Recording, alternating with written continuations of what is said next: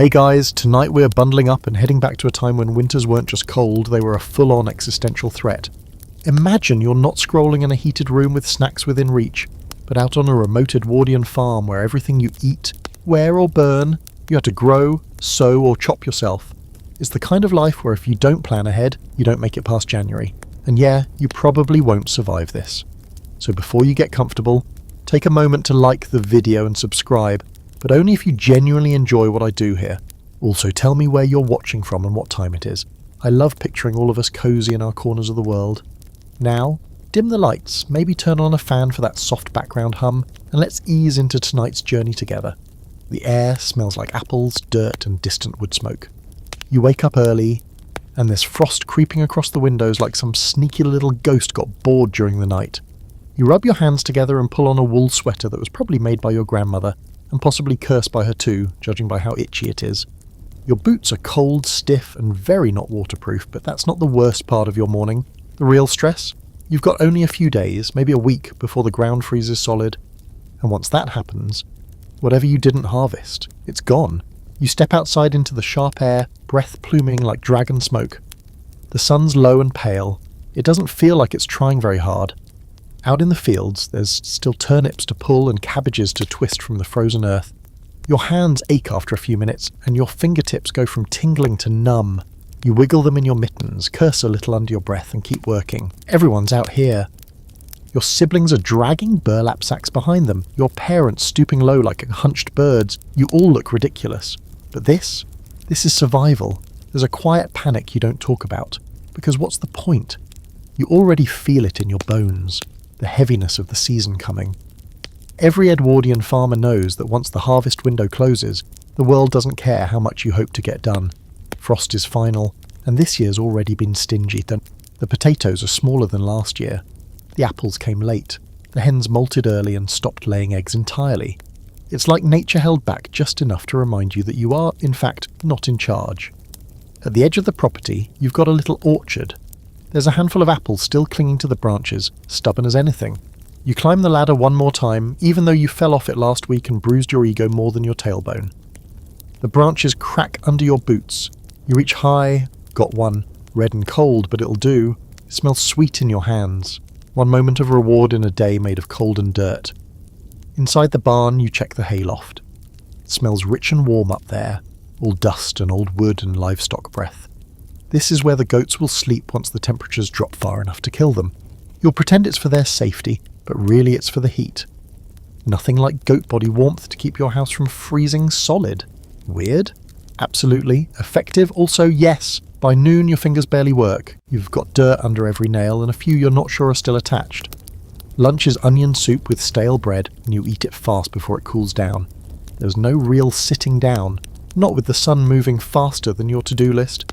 You go back out for more squash, more parsnips. You tug at a stubborn beat until you fall backward. And your sibling laughs, until the same thing happens to them. You laugh too, because if you don't, the season might break you. Historical records show that Edwardian farmers had harvest rituals, small ceremonies meant to honour the changing season and maybe coax a little mercy from the cold. Some families lit a lantern at the edge of their fields on the last night of harvest, believing it would help guide the spirits of the land to rest. Others left a loaf of bread buried beneath a tree, an offering to the earth that had fed them.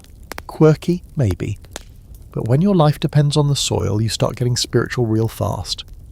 There's debate among scholars over just how effective Edwardian preservation techniques were at actually keeping families fed through winter. Some argue that the average rural family had enough food stored for about 4 months, barely scraping by through spring's arrival. Others claim that with clever preservation and community sharing, some families had surplus. The truth probably lies somewhere in between. Every farm was a gamble. Every year a new hand of cards. Sometimes you were lucky. Sometimes you ate boiled onions for 3 weeks straight and called it a meal. As dusk creeps in, you haul the last wheelbarrow to the root cellar. The light fades fast, grey to navy to black. You almost trip twice over ruts in the ground. Everything smells like frost. The kind of cold that makes you think the earth itself is holding its breath. You light the lantern and step into the cellar. The air down here is colder, damp and earthy, but somehow it feels safe. Rows of jars glint back at you, preserved cherries, green beans, jam so old it's turned into something suspiciously candy-like. And bins. So many bins. Potatoes, onions, beets, turnips. Nothing exciting. But it means tomorrow you won't starve, or at least not right away. You take a deep breath. The harvest's nearly done. But winter? Winter's only just getting started. The root cellar door groans as you push it shut behind you, the metal latch clicking with finality. Above, the sky is already darker than you expected, earlier every night now, and a wet chill seeps under your collar as you make your way back toward the house. Inside, it smells like damp wool, boiled cabbage, and a faint edge of kerosene from the lamp your mother's trimming at the kitchen table. But even that slightly sour, smoky aroma is oddly comforting. It means you're inside, you're safe, and most importantly, you're not carrying another bushel of parsnips. But safety isn't stored on shelves. Not really. It's buried deeper, in the walls, the routines, the cellars. It's in the wood stacked outside, in the dried herbs tied to the rafters, and in the floorboards that groan under your boots like they've got opinions of their own. It's also in the quiet understanding that every member of the family knows what has to be done next. Your sister's job is the root cellar, sure, but your job, stocking the dry storage. You're talking flour, oats, dried beans, salted meat, anything that won't rot unless the house itself gives up. You head to the pantry and take mental note. There's not much, not yet, but give it time, give it discipline. This is where the real winter magic happens. The next morning you're hauling again. Bags, barrels, boxes. The flour comes in heavy cotton sacks from the village miller, who made a special delivery right before the first frost. He's a good man with a bad back and worse breath, and he dropped off a load so big he joked about leaving you his horse just to carry it inside. You laughed. He didn't. So now you're carrying it sack by sack across the yard and into the pantry, wondering if he wasn't so much joking as hinting. There's a rhythm to it. Sack in arms. Boots crunching over frozen ground, the front steps slick with frost. Inside, the house is warm near the stove and nowhere else. You drop the flour next to the tin of lard and the towering jar of dried peas. Then back out for more. By mid-morning, you're rearranging the root cellar shelves to make room for the last of the potatoes. You and your sister bicker over what counts as soft. She's sentimental. You're pragmatic. One spongy potato can spoil a whole bin if you let it. You finally agree to bury it in the compost pile with some ceremonial muttering about sacrifice. Maybe the spring garden will thank you for it. Above ground, your mother is boiling syrup to preserve the last of the pears, the smell curling through the floorboards and dragging you upstairs like a cartoon character in a trance. She's been doing this every year since she was 12, and she insists on using the same dented copper pot. Never sticks, she says, even though it always sticks. Still, sir. The syrup bubbles gold and slow, and you sneak a fingertip across the rim. Burn your tongue. Worth it. By afternoon, it's time for the beans. You'd forgotten how many there were. Rows of them hanging from strings in the shed, dried until they rattle like tiny bones in their pods. Your father starts shelling them with a kind of resigned efficiency that only comes from 30 winters' worth of practice.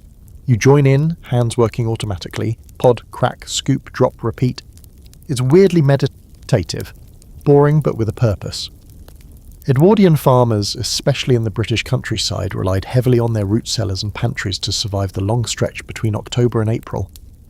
With no refrigeration, everything had to be stored the hard way, by drying, salting, pickling, or burying it underground. These weren't backups, these were plan A through Z. A well-stocked cellar could mean the difference between a family seeing spring or not. What's often forgotten is that many of these root cellars weren't just holes in the ground. They were carefully designed, angled to stay just above freezing, then ventilated to prevent mould, and strategically stocked with the hardiest produce. Some even had sloped floors so that any excess moisture could drain away. Clever. Brutal. Necessary. But here's where it gets weird. Some Edwardian households place charms or religious items in their pantries. Crosses made of straw, bits of old iron, or even doll-like figures to ward off spoilage or rats. Fringe superstition? Maybe. Or maybe after watching half your onions rot one winter, you'd try anything too. There's a minor debate among historians about just how much knowledge was passed down intentionally versus learned through disaster. Did families actually teach root storage, or did kids just pick it up because failure was too terrifying to repeat? Evidence points to both. An oral tradition of recipes, tricks, and cautionary tales that you could almost feel still floating in the corners of those cold, dark pantries. Your grandmother, of course, swears by the old ways. She mutters something about bearing the apples the right way as she inspects the crates one by one, knocking them like she's testing watermelons. Too wet, and they rot. Too dry, and they shrivel. She says this every year. You pretend it's new information. Night falls early again. You sit by the fire with a mug of something warm. Milk if you're lucky. Weak tea if you're not. You stare at the pantry door like it's a bank vault. Because in this house it kind of is. All your future meals, your warm bellies, your whispered bedtime snacks, they're stacked and shelved and slowly settling into place. In the quiet, you hear mice scratching in the walls. You know they've found the oats. Your father gets up and sets another trap. He's out of patience. You're out of cheese. The mice. Thriving.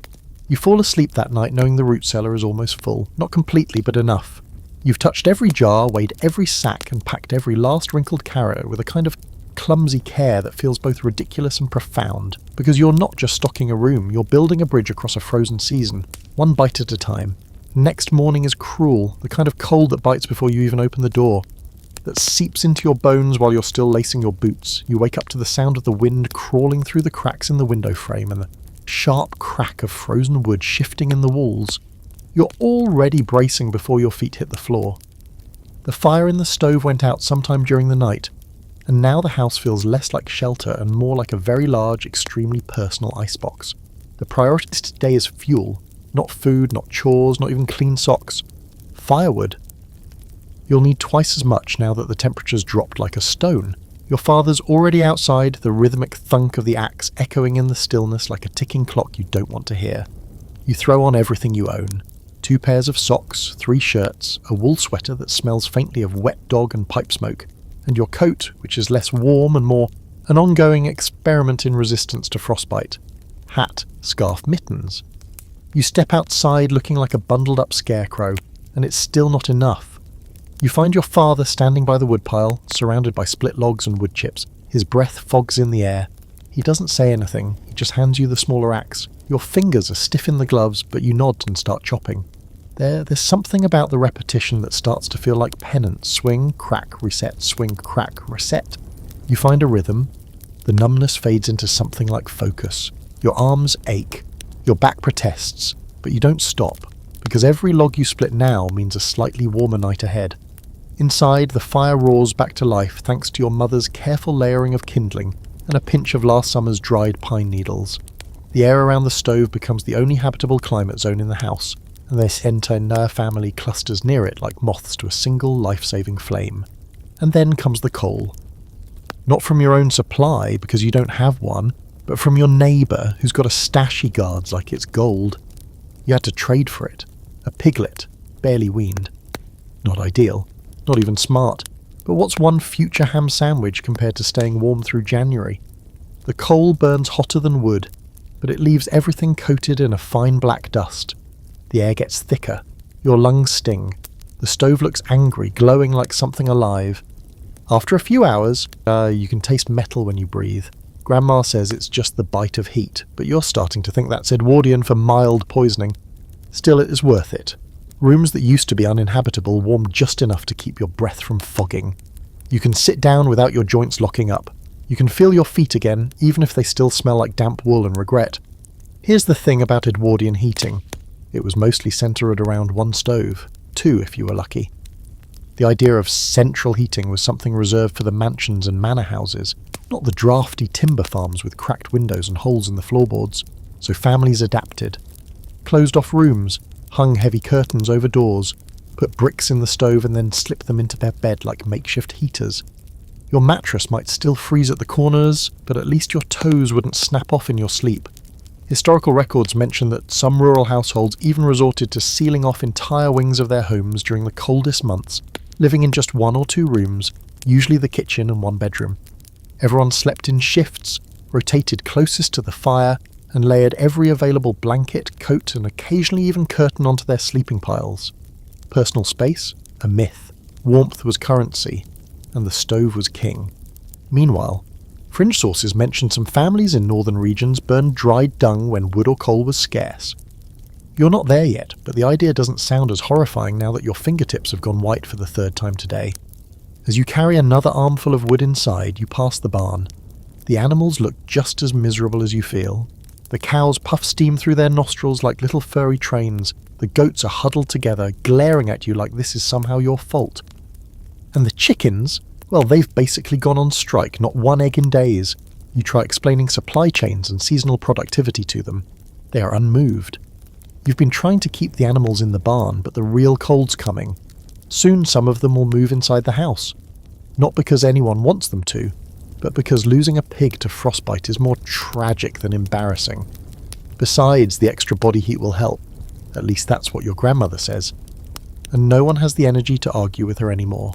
At dinner, you all sit close to the stove, steaming bowls in your hands. Tonight it's potato soup, thick with flour and barely flavoured with salt pork. It's better than nothing. Way better than nothing. Your younger sibling dunks crusts of bread into it like it's a feast, and for a moment you let yourself believe it is. You glance at the woodpile inside the door. Half gone already. You'll need to chop more tomorrow, or trade for it. Or scavenge broken branches in the woods, though those freeze to the ground and snap like bones when you try to pry them loose. There's something elemental about this kind of cold. It doesn't care about your plans or your pride. It doesn't care that you're tired or that your gloves are falling apart. It strips you back to the essentials: warmth, food, fire, family. Everything else fades out like your breath on a glass pane. Somewhere in the still of the night, the stove ticks and creaks as it cools. The room is quiet, wrapped in wool and sleep. Outside, the wind howls again, pressing against the windows like it's searching for a way in. You don't sleep well. You never do in this weather. But the house holds, and so do you. You smell it before you see it. Coal smoke clinging to the walls, the curtains, your clothes, and definitely your lungs. It's in everything now. That thick, oily scent that settles in the back of your throat and stays there like a squatter refusing to leave. You can't open a window to air it out, not unless you're feeling particularly suicidal, so you just learn to live with it. Breathe shallow. Cough, quietly. Pretend your nose doesn't itch like a chimney sweep's. The coal's still burning hot in the stove, a little too hot actually. You've scorched the tea towel twice already, and the cast iron kettle whistles with what feels like passive aggression. The living room is now the only bearable space in the entire house, and even that's pushing it. The rest of the rooms are sealed off or just too far from the stove's radiant reach. You pass by the hallway once and it's like stepping into a meat locker. Your breath fogs and hangs in mid-air. You back out slowly, like you just spooked a ghost. The irony, of course, is that this miracle fuel, the stuff that's making your life survivable, is also slowly turning your lungs into soot-lined relics. Your little brother hasn't stopped coughing for 3 days now. Your grandmother insists it's just winter lungs, but even she doesn't sound convinced. And no one wants to bring it up, but you all know people who didn't make it past February. Especially the old. Especially the already weak. Coal deliveries to rural Edwardian homes were unreliable at best. If you didn't live close to a railway or a mining town, you had to get creative. Some families bought their coal in bulk during the summer, stacking it in sheds or burying it in pits under tarps. Others bought it bag by bag through winter, trading livestock, preserves, or even labour. In your case, the piglet deal still stings, but not as much as freezing. You tried to ration it at first, burning coal only at night when the cold really set in. But now, with the temperatures diving below zero and frost blooming inside the windows like lace, all restraint is out the door. You're burning coal nearly all day. The stove's black belly glows red, iron sides ticking with heat. But the warmth barely stretches across the room. And the cost. You feel it in your chest with every wheezing breath. You remember visiting the Crawfords' farm last winter. Their coal stove hadn't been cleaned in years, the chimney clogged, the entire living room filled with smoke in the middle of dinner. Everyone had to evacuate to the barn until morning. You think about that often now, half as a cautionary tale, half as a weirdly fond memory of watching your dad curse into a snowbank. As you crouch to feed another scoop of coal into the stove, your hand brushes the side of the iron. It hisses against your skin like a warning. You hiss back, teeth gritted. That's going to blister. You stand up too quickly and hit your head on the mantel. The stove wins again. Later, your mother tries to scrub the black soot ring off the wallpaper above the stove. She mutters something about keeping the house respectable, but no one's fooled. The house passed respectable weeks ago. Now it's just trying to stay vertical. The wallpaper peels anyway. The soot stays. There's a kind of weary pride in maintaining the fire. It's a full-time job. Someone always has to be feeding it, tending it, checking the flue, watching the kettle. You set alarms, well, mental ones, to stoke it at midnight and then again around 4. Oh.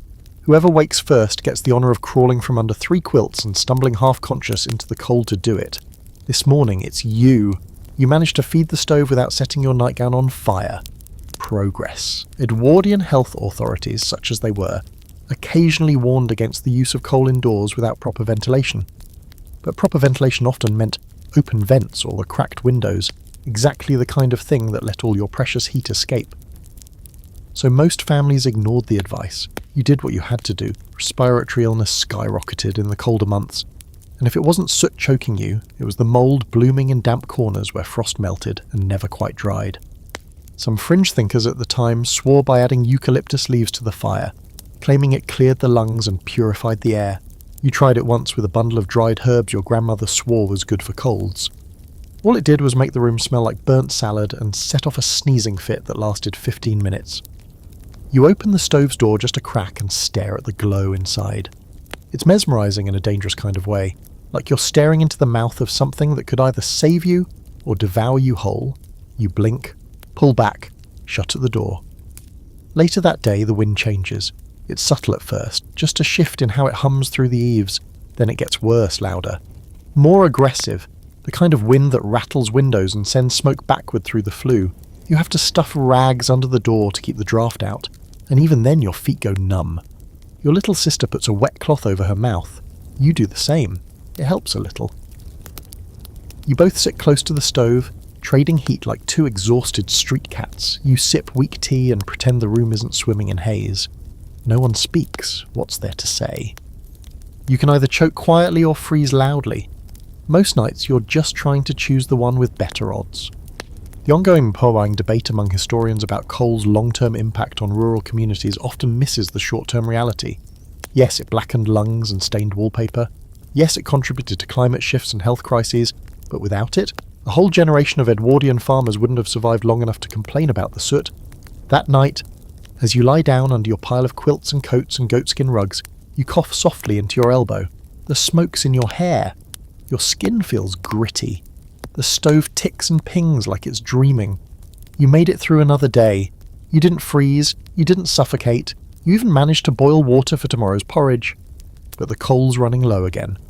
You wake to the sound of your joints cracking, not metaphorically.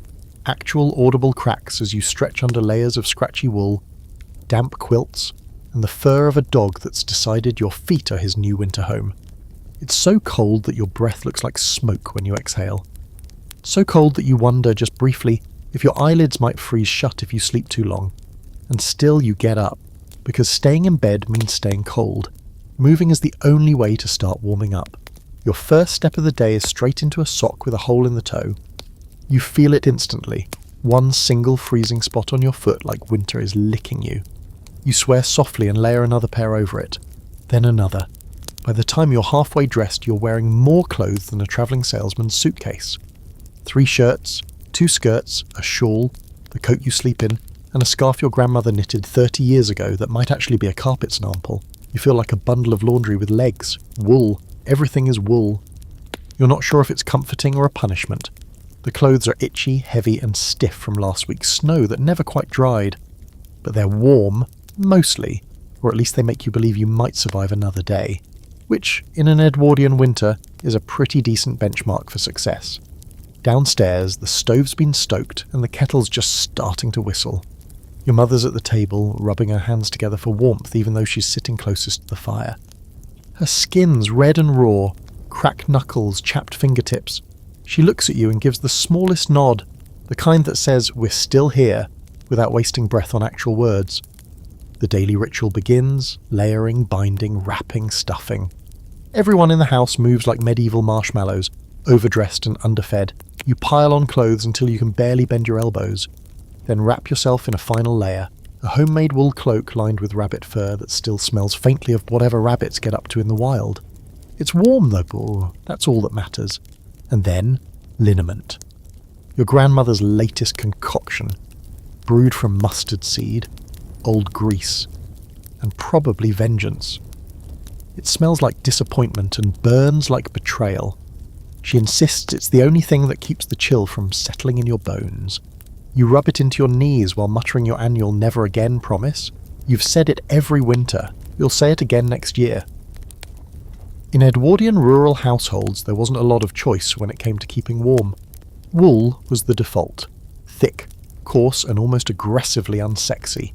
Sweaters were handed down until they were more patch than original stitch. Socks were darned so many times that some looked like tiny wool volcanoes. You wore everything all at once, like layers were armour against the creeping cold. They were. They still are. Interestingly, there were regional preferences. In Scotland and parts of northern England, families swore by oilskin outer layers to block the wind, while in southern areas, flannel became the second skin of choice. You, however, have exactly zero of those luxuries. Your gear consists of whatever you could make, trade for, or steal from a cousin who outgrew it last spring. You glance over at your younger brother. He's buttoning a coat that's clearly 2 sizes too small, arms sticking out like sausages in a casing. He doesn't complain. No one does. What's the point? Warm is warm, even if it looks like a joke. One of your chores today is checking on the stored linens. Yes, even blankets need supervision in this weather. The linen chest in the bedroom is crammed with folded quilts, scratchy flannel sheets, and hand-knitted throws that smell of cedar and mothballs. You open it and breathe in that slightly musty warmth. You consider crawling in, living in there, starting a new life as a linen goblin. Tempting. But there's still work to do. The old family rule is the imwe. You don't complain unless your fingers fall off. And even then, only if it's more than one. Complaining doesn't make things warmer, humour does. So you all make jokes, bad ones, half delirious ones, like when your uncle said he once put on so many layers he couldn't fit through the barn door. Or when your sister claimed her petticoat froze to the outhouse seat. You laughed until you cried, or maybe you cried until you laughed. Either way, the cold couldn't get in for a few blessed minutes. The scholarly debate around Edwardian home remedies for warmth still divides researchers. Were mustard poultices and animal fat rubs actually effective, or were they just desperation dressed up as tradition? The answer, probably, is both. Some of the concoctions actually had thermogenic properties, spicy seeds and oils that increased blood flow. Others were just goop. Glorified superstition in a jar. But in a time when your only other option was frostbite, superstition didn't seem so silly. That evening, you sit near the stove with your feet propped on a warm brick. It's one of your family's smarter ideas. Heat bricks in the fire, then wrap them in cloth and slip them under blankets, into boots, or cradle them like small, tail extremely dense cats. It's not cosy exactly, but it keeps your toes from turning blue. You look around the room. Everyone's bundled. Quiet. Breathing together in the low glow of firelight. There's a calm in the discomfort, a kind of camaraderie in mutual suffering. Even your dog has given up trying to find a better spot. He's curled by the hearth looking like a furry loaf of bread. Tomorrow you'll do it all again, layer up, smear on questionable ointments, chase warmth like it owes you money. But for now, in this small firelit bubble, you're okay. You wrap your scarf tighter and lean back against the wall. The chill is still out there. But so are you. The sky outside is the colour of old pewter. Dull, heavy, and more of a warning than a backdrop. There's a silence in the air that doesn't sit right. The kind of silence that presses against the windows like a held breath. Something's coming, you can feel it in your teeth. The path from the house to the barn is barely a path anymore. Just 2 muddy trenches that froze, thawed and froze again, until they became a treacherous, icy slip and slide lined with sharp tools and frozen dung. You take it slow, gripping a walking stick like you're crossing the Alps. Even so, you nearly go down twice. Your reward is a faceful of wind so sharp it feels like being slapped by ghosts. You whisper rude things to the sky and trudge on. The snow hasn't come yet, not in earnest, but you can tell it's close. The wind smells like it. Cold with that dry, papery edge, as if it's sweeping through parchment before it gets to you. The fields look frozen in time, the trees are skeletal. Even the crows have given up. They sit hunched on fence posts, fluffed up and annoyed, as if waiting for someone to fix the weather. When you get to the barn, it's warmer inside, barely. The cows snort as you enter, their breath puffing out in little white clouds. One moos half-heartedly, the others just stare. They're tired too. Animals know when winter's about to get worse. You can see it in the way the horses are restless, stomping hooves on frozen ground, and in the silence of the chickens, not even the roosters bothering to crow anymore. He's perched high, fluffed out like he's wearing every coat he owns. You check the feed, then the water trough, frozen. Again. You curse under your breath, go back outside and fill a metal pail with warm water from the kitchen kettle. By the time you carry it back, it's already gone lukewarm. The animals drink it like it's liquid gold. Then comes the real pain, hauling firewood to the barn. You're not just keeping yourself warm anymore, you're trying to give these poor creatures a chance of surviving another night. You wedge logs into the crude stove out here, light it, and pray it doesn't backdraft again like it did last week and smoke everyone out. The stove groans, you mutter something encouraging. It catches. You allow yourself a small moment of smugness. By the time you get back to the house, your scarf is stiff with frozen breath and your gloves are soaked through. You peel them off and hold your hands over the fire, wincing as sensation floods back in sharp, stabbing pulses. Your fingers look like overripe radishes. You wiggle them and groan. Then you laugh because otherwise you'll scream. Isolation settles in next. Not all at once, like a thunderclap, but slowly. Drip by drip. The snow finally comes that afternoon, soft and sly, falling straight down in a way that promises it won't stop anytime soon. Within an hour, the path to the barn is invisible. By sunset, the whole landscape is erased, just white and grey and the occasional black line of a fence poking through like a half-buried ribcage. The road out is already gone. Not that you were expecting company, not out here, miles from anything, but there was comfort in knowing someone could visit. Now.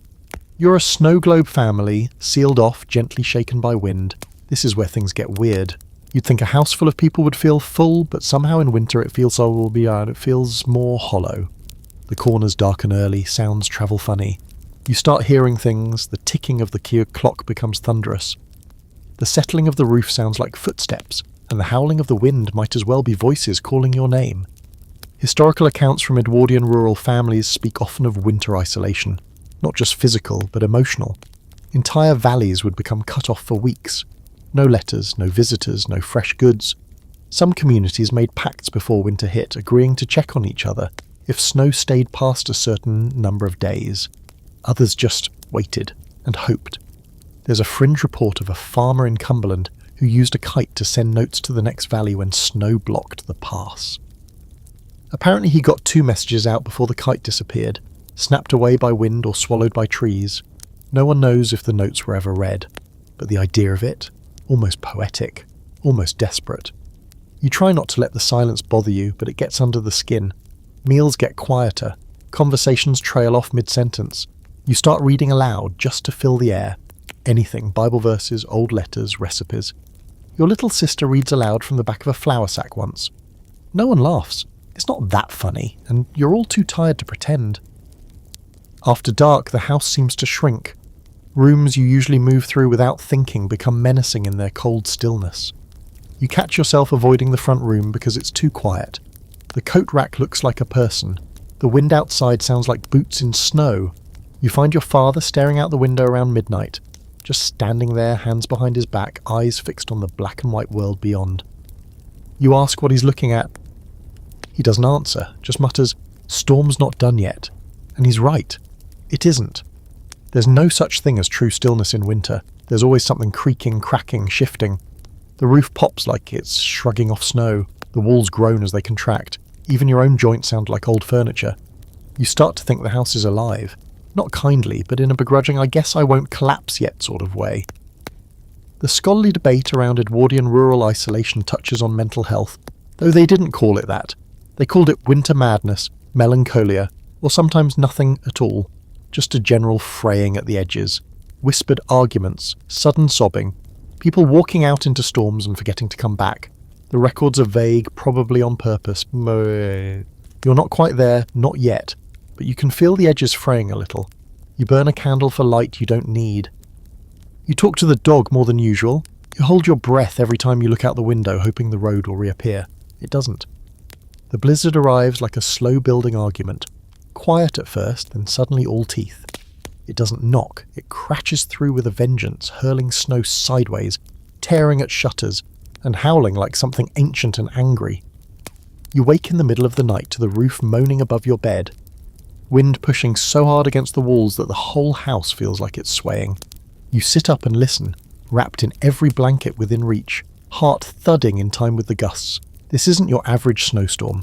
No polite flurries or gentle hush. This is winter with something to prove. The kind of storm that tests nails, beams, resolve, and your last few nerves. You shuffle into the kitchen, scarf wrapped around your head like a makeshift helmet. Your breath fogs in front of you. Even indoors, the stove's out again. The firewood beside it looks pitiful, just a few logs left, already damp from being too close to the door. You throw 2 on the embers and fan like your life depends on it, which to be fair it does. Grandma's already awake. She's been up for hours, of course. She sits at the table like a retired general, knitting with the kind of grim focus that only comes from surviving a few decades worth of these nights. Her candle flickers violently every time the wind hurls itself against the door. "Keep the flame alive," she says, without looking up. You're not sure if she means the candle or something deeper. Maybe both. Outside, snow is stacking in drifts taller than you. The windows are mostly whited out, save for a few jagged icicles framing the glass like the teeth of a mouth that's ready to bite. You light every lantern you can find, placing them in the centre of the room like you're preparing for a siege. There's a comfort in candlelight, even when it barely dents the dark. Everything feels smaller but cozier, like a ship battened down in a storm. Claustrophobic, yes, but held together by flickering hope. Blizzard nights require rituals, not for survival necessarily, though some of them are useful, but for sanity. Your family has a routine, candles in the windows, even if no one's coming. Extra blankets stacked in the hallway, just in case you need to camp by the stove. Prayers muttered, not just to God, but to the roof beams, floorboards and chimneys. You even leave a bowl of oats near the door, an old superstition your mother insists wards off bad luck, or wolves, or maybe both. Your little brother builds a fort under the kitchen table and declares it the warmest place on earth. You crawl in after him with a candle stub and a tin of biscuits. It's a poor man's castle, complete with itchy quilts and a faint smell of coal dust, but for a moment you forget how loud the storm is. You share the last of the pear preserves, savouring each sticky bite like it's rare treasure. Above you the house creaks again. You hold your breath and wait, still standing. Historically, Edwardian families often treated blizzards like events. Not celebrations exactly, but moments that required their own rules. Children were kept busy with simple games, card tricks, storytelling, embroidery if their fingers weren't too numb. Adults would gather to share news, tell ghost stories, or just sit quietly, pretending everything was fine. One account describes a family who baked biscuits during storms, not for eating but for scent. Just the smell of something sweet was enough to lift spirits. You try this too. Your sister mixes flour and water into something biscuit adjacent and burns them slightly on the edge of the stove. They taste like disappointment, but the smell, warmed, toasted, familiar, softens the tension in the room. Everyone breathes a little easier. Even Grandma compliments the crunch. But then the roof groans again, louder this time, like something's shifted. You and your father go outside to check, which is equal parts brave and stupid. The wind hits you so hard it nearly knocks you backward. You hunch your shoulders and push through, feet disappearing into snow that swallows your boots. The door sticks when you try to shut it behind you. The cold is immediate, physical and insulting. The barn's still standing, barely. The drifts against its side look like frozen waves, and the animals are huddled inside, pressed so tightly together you can't tell where one ends and the other begins. You shovel snow off the roof ledge while your father braces the door. You work in silence. What's there to say? You're just trying to keep the roof from caving in. There's a debate among scholars about the actual structural limits of Edwardian farmhouses in deep snow. Some argue they were overbuilt precisely for storms like these, timber-heavy, low-profile, and tightly packed with clay or sod insulation. Others suggest many rural homes were ticking time bombs, built fast without blueprints, and barely held together by spit and tradition. Judging by the way your roof sounds tonight, you suspect the latter. Back inside, you strip out of your frozen layers and hang them by the stove like some kind of soggy scarecrow. The room is full of people now, nervous, quiet people. No one's sleeping, everyone's waiting. And then the lights flicker. Wait, no lights. There never were. That's just your mind playing tricks again. You stare into the candle flame too long and swear you saw it blink. The wind changes pitch, a deep groaning kind of whistle, the kind that makes you picture things moving in the snow. Not wolves, not people, just shapes. You shake it off. Too many strews, too little sleep. And still, you check the front door, just in case. In the darkest hours before dawn, your sister starts a game of Remember When, and everyone joins in. You tell stories from summers past, fishing trips that turned into mud baths, harvest dances with lopsided cakes and even more lopsided partners. For a moment, the room fills with laughter. Real, soft, exhausted laughter. It echoes gently against the storm outside. And then, just as suddenly as it began, the howling stops. Not completely, but the edge is gone. The wind exhales, the silence returns. Not the menacing kind, but something calmer. Like winter's moved on, or at least paused. You sit back against the wall, the candle beside you flickering gently, the room finally still. The storm didn't win, not tonight. The smell hits you before your eyes open, earthy, musty, and undeniably livestock. You sit up slowly, blankets slipping from your shoulders, and blink against the pale morning light filtering through a frost-glazed window. The storm has passed, leaving everything outside blanketed in a 1.5 foot of white silence. Inside, it's not silent at all. There's a soft grunting from near the stove, a suspicious shuffling near the pantry, and something warm pressed up against your legs. You lift the quilt. A piglet stares back at you. Correction, 2 piglets. One is sleeping on your foot. The other is chewing a button off your nightshirt with a kind of dreamy intensity that suggests it's been planning this all week. Why, you begin, but your voice is so hoarse from breathing in coal dust and stove smoke that it comes out more as a whispery wheeze. You clear your throat. Why are there pigs in the house? Your mother, without looking up from her embroidery, answers in that calm, unbothered tone that makes you nervous. Too cold in the barn. Your father brought them in during the storm. He figured they'd die out there otherwise. You nod slowly. It's hard to argue with that, still. Pigs. The hens are in the pantry. That's not an exaggeration. You peek through the curtain and see them, all 7 of them, clustered around a ceramic bowl of oats like it's the Last Supper. One of them has found a spot on the shelf next to the flour tin and looks entirely too comfortable. You stare at each other for a long, awkward moment before you back out of the pantry and close the curtain again. That's tomorrow you's problem. The cows and horses stayed in the barn, barely, but only because they're too large to fit through the door without structural modifications, and no one's quite that desperate. Yet. So instead, you have what your grandmother affectionately calls the winter menagerie. A rotating cast of smaller livestock now sharing your already cramped farmhouse. The dog has gone into full existential crisis mode. He doesn't know whether to herd, guard, or run away and start a new life. He settles for barking once at a goat in the corner, and then immediately regretting it when the goat headbutts a cupboard door open.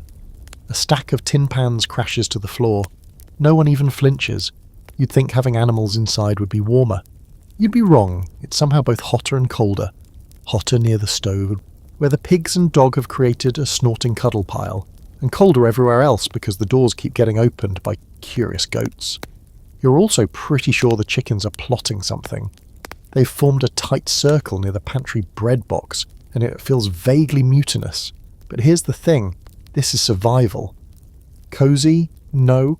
Sanitary? Absolutely not. But in Edwardian farmhouses, livestock sometimes moved in during the harshest winters. Small animals meant warmth, shared body heat, especially in the kitchen. It was common in places where barns weren't insulated or had already begun to fail under snow load. Farmers made compromises. If the pigs lived, you might still have pork come spring. If they froze, all you had was sorrow and a waste of months' worth of feed. There's even mention in fringe Edwardian writings of families building partition walls inside their kitchens, splitting the space with old doors or sacks to give the animals their own corner. One account tells us of a goat that slept in the family's hearth for an entire winter and developed a fondness for ginger biscuits. You read that and laughed. Then you look at your own goat this morning, chewing thoughtfully on what might have been part of your boot, and realise you're living the dream. By midday the house smells thick. Not bad exactly, just layered. Smoke, damp wool, straw, warm animal, cold iron, and the unmistakable tang of manure that somehow made it inside despite everyone's best intentions. You open the kitchen window just an inch for air and immediately regret it. The wind slaps you in the face and screams, "Close the door," in your native language. You shut it again. Air quality is overrated anyway. Your little sister tries to teach the chickens to use a designated corner by tossing corn into a small wooden box lined with rags. You all watch in silence as the hens ignore her completely, fly up onto the rafters, Some men proceed to poop from above like tiny feathery bombers. You consider making helmets, then you just go back to your knitting. Meal times become a comedy of errors. The dog begs. The goat tries to climb onto the bench. The piglets squeal anytime someone shifts their chair. You spill stew in your lap and one of the hens hops down to investigate. No one stops her. You've all just accepted the chaos now. This is your life. That night the temperature drops again. You all sleep in the kitchen, huddled together like mismatched spoons. Your mother drapes extra quilts over the goats. Your brother tucks a hen under his arm like a hot water bottle. You have a piglet snoring into your armpit. And weirdly, it works. The room is warm in a way it hasn't been all winter. You fall asleep with the smell of smoke and fur in your nose and someone's foot, possibly human, possibly not, pressed against your leg. The scholarly discussion around shared living spaces with animals is surprisingly extensive. Some argue it was a sign of poverty, desperation, and declining rural infrastructure.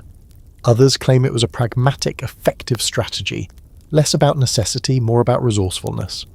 There's even a theory that suggests this closeness increased human immunity to certain zoonotic diseases, which is either comforting or terrifying, depending on how much you enjoy waking up with a goat on your chest. At dawn, you wake to the sound of gentle clucking and the fire still warm.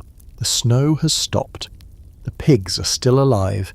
You stretch your arms and yawn, the piglet under your quilt sighing in contentment. Your house might smell like a barn, but it's warm. And in the middle of an Edwardian winter, that's the best you could ask for. By the third day of deep freeze, your morning begins with the hollow metallic sound of the pump refusing to yield a drop. You squeeze the handle again, nothing. It groans like an old man and spits out a single mean-sounding hiss of air before going silent. That's it. The pump's frozen. Again. You stand there for a moment, holding the cold iron handle like it's betrayed you. You consider yelling at it, or kicking it. Instead, you sigh, long, dramatic and foggy, and trudge back toward the house. Water fetching just got significantly more complicated. Inside, your mother already knows. She doesn't argue. She just hands you the big iron kettle and points toward the stove. Fill it, she says, voice flat from days of repeating herself. The fire's already going strong, bless it. The only reliable member of the household. You fill the kettle with snow from outside, packing it tight. It's a weird thing to do, scooping snow into the house, but there's no other option, unless you want to melt icicles one by one like a lunatic, which, to be fair, you've done before. You've entered the boiling bucket stage of winter. Once the snow melts into a disappointing puddle of cold water, you pour it into a wooden bucket lined with a clean cloth, well, cleanish, and that becomes the water for the day. For drinking, cooking, washing hands, dousing the fire, if the goat knocks over another lantern, etc. It's a tedious cycle. Melt, pour, wait, and melt, pour, wait, all day, every day. Until spring or until your will to live crumbles, whichever comes first. The upstairs wash basin is officially useless. Even if you could fill it, the water would freeze solid before you finished brushing your teeth. So you've switched to brushing beside the stove, using warm water in a chipped mug. It works, kind of. You miss splashing your face with cold water in the morning. Now the idea sounds like torture. Washing clothes? Ha, that's adorable. You haven't done laundry properly in 2 weeks. No one has. There's a pile of dirty clothes in the corner that's becoming increasingly sentient. But if you tried to hang anything outside, it'd freeze stiff and snap like a board. There's a pair of socks that have been frozen to the clothesline since last Wednesday. They flap in the wind like surrender flags. The chickens, still in the pantry, have figured out how to peck at the water bucket when no one's watching. You've had to cover it with an upturned bowl weighted with a brick. The piglets knocked it over yesterday and flooded the kitchen with warm snowmelt, which promptly refroze overnight, creating a mini skating rink next to the stove. You nearly took a spill while carrying a pan of boiling stew. Death by soup. Oh, what a headline. In warmer months, you barely notice how much you depend on water. You pump it without thinking, you wash dishes absent-mindedly. You dump out buckets without a second glance. In winter, every drop becomes sacred. You boil it, cool it, reuse it. Dishes are wiped, not rinsed. Baths are theoretical, and even the goat looks offended when you try to clean her hooves with lukewarm snow tea. Historically, frozen pumps were one of the most dreaded parts of winter on an Edwardian farm. Rural families often relied on shallow wells or surface pumps that were uninsulated and wildly vulnerable to sub-zero temperatures. Some families wrapped theirs in burlap and tar. Others built tiny lean-tos around them. lighting small fires at the base during the night in a desperate attempt to keep the mechanism moving. You tried the burlap trick last week. It's currently encased in a perfect block of ice like some rustic museum exhibit. There's a note in one farmer's journal from 1908 that simply reads, "Pump froze, curse God, drank whiskey instead."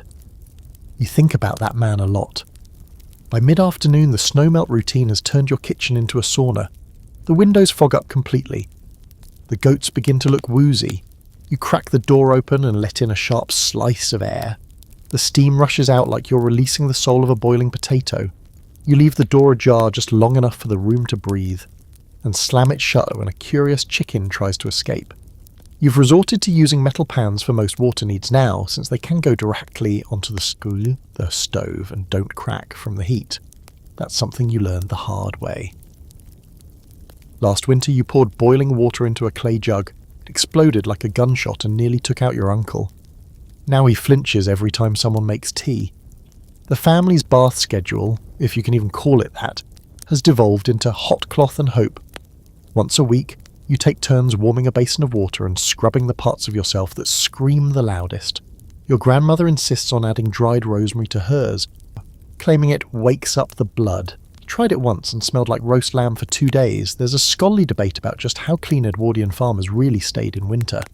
Letters and accounts suggest that hygiene standards slipped drastically, but not for lack of trying. When water requires boiling snow and carrying buckets by hand, no one's worried about spotless fingernails. And while urban areas had rudimentary bathhouses and pipes, most rural folk just layered on more wool and hoped no one noticed the smell. A fringe but interesting practice noted in some northern counties was the use of heated stones wrapped in cloth to steam the face and hands. One account describes a young woman who boiled pine needles and held her head over the pot to clear her sinuses, and probably her soul. You consider trying it, but worry you'd fall asleep mid-steam and faceplant into scalding soup. As evening falls, you prepare for another night of melting snow and checking the barn troughs. The fire crackles, the animals settle in their corners, and you catch your reflection in the window, cheeks red from steam, hair frizzy from damp air, eyes rimmed with exhaustion. But you're still standing, still warming one bucket at a time. You're not sure how it happens, but suddenly food becomes the only thing anyone talks about. Not in the cheerful mealtime kind of a way, but in the how can we make this turnip taste like something else kind of a way. It begins when your little brother announces over a breakfast, boiled oats with a side of disappointment, that he dreamt of a roast chicken stuffed with apples and honey. The room falls silent. No one wants to talk about it, but you all felt that chicken. You could almost taste it. And now you're mad at your brother for bringing it up. Your pantry isn't empty, not yet, but what remains is what you generously call challenging to us. A bag of flour that smells faintly of damp wood, 3 onions, all slightly weeping, a few shriveled carrots that look like they've seen things, a jar of questionable jam, and an enormous sack of dried beans that mocks you with every creak of the shelf. There's a kind of culinary alchemy that starts to unfold in times like these. You find yourself eyeing ingredients not as food, but as potential illusions. What looks like meat when fried? What feels like butter if you squint and believe hard enough? You start combining things that no sane person would put together in normal life. Onion and jam? Bold. Boiled flour pancakes with salt and nothing else? Desperate. A soup made from the water you boiled carrots in yesterday, plus a handful of beans and a prayer. Resourceful. Lunch today is a thin bean stew that your mother insists is better if you eat it slowly. Let your tongue savour each bite, she says, staring out the window like she's trying to astral project into a bakery. Your father, ever the optimist, declares it hearty. Your sister calls it repetitive. You call it Tuesday. You try to get creative. You slice the last onion as thinly as possible and fry it in lard until it goes sweet and brown.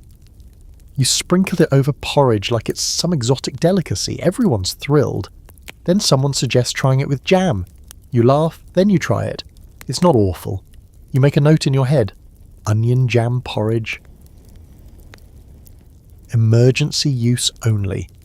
There's a family recipe book somewhere, handwritten, spattered with years of gravy, and full of scribbled notes like omit if poor, or use butter only if company's coming. It's less cookbook and more survival manual. The winter sections are grim. Stewed turnips, baked turnips, mashed turnips with vinegar, turnip pie, which is exactly as disappointing as it sounds. You flip through it with increasing dread until you find a page labelled simply Mock Goose. It's a loaf made from lentils, flour and herbs, baked into a shape vaguely reminiscent of poultry. You try it that night. It's brown, that's all you can say. Brown and loaf-shaped. Everyone eats it anyway. Edwardian rural kitchens were built around these kinds of inventions. Real meat was a rare luxury in the dead of winter. Unless you'd slaughtered and salted something in the autumn, you relied on pulses, root vegetables and dried scraps. Recipes were born out of sheer need. Mock fish made from mashed beans and seaweed. Fake sausage patties made of breadcrumbs and dried herbs. Gravy concocted from onion water and lard. Food wasn't about joy, it was about convincing your stomach it had no reason to rebel. There's an open debate among culinary historians about just how widespread these substitution dishes really were. Some argue that the most creative recipes were more urban, invented by middle-class households trying to maintain appearances during rationing. Others believe rural families were the true innovators, pushed to extremes by isolation and scarcity. Either way, you now understand the quiet desperation behind something called poor man's pudding, that uses stale bread, water, kirtan, and the memory of raisins. One day, your grandmother gets a wild look in her eye and announces she's going to make a suet pie. You remind her we don't have suet. She waves you off. I'll make do. You watch in horror and awe as she combines flour, water, salt, and shredded leftover lard into something resembling a crust. She fills it with dried peas, chopped onion, and herbs from the window box. It smells amazing. You bite into it that night with reverence. It's chewy, salty, and full of hope. The idea of seasoning becomes borderline mythical. You hoard pepper like gold dust. Dried sage is rationed with military precision. Someone finds a dried bay leaf at the bottom of the herb jar, and everyone acts like it's a winning lottery ticket. You put it in the next soup like a secret spell. No one's sure it did anything, but the morale boost alone was worth it. Breakfast, lunch and dinner blur into variations of the same theme. Porridge, beans, root vegetables, and mystery sauces made from rendered fat and stove scrapings. One day your brother drops a piece of toast into the ash bucket and tries to rinse it off. He eats it anyway. You all do. The ash adds crunch. There's still one jar of preserved apples from last fall hidden at the back of the shelf. It's been passed over several times, saved for a special day. You don't even know what that means anymore. A birthday, a blizzard breakthrough, the day someone finally lays an egg. It sits there, glowing amber in the dusty light. The family's last connection to sweetness. No one dares touch it. You take turns watching the pantry like a hawk, mentally logging every dried crust and softening carrot. Your father starts keeping notes on a scrap of parchment like a ration book.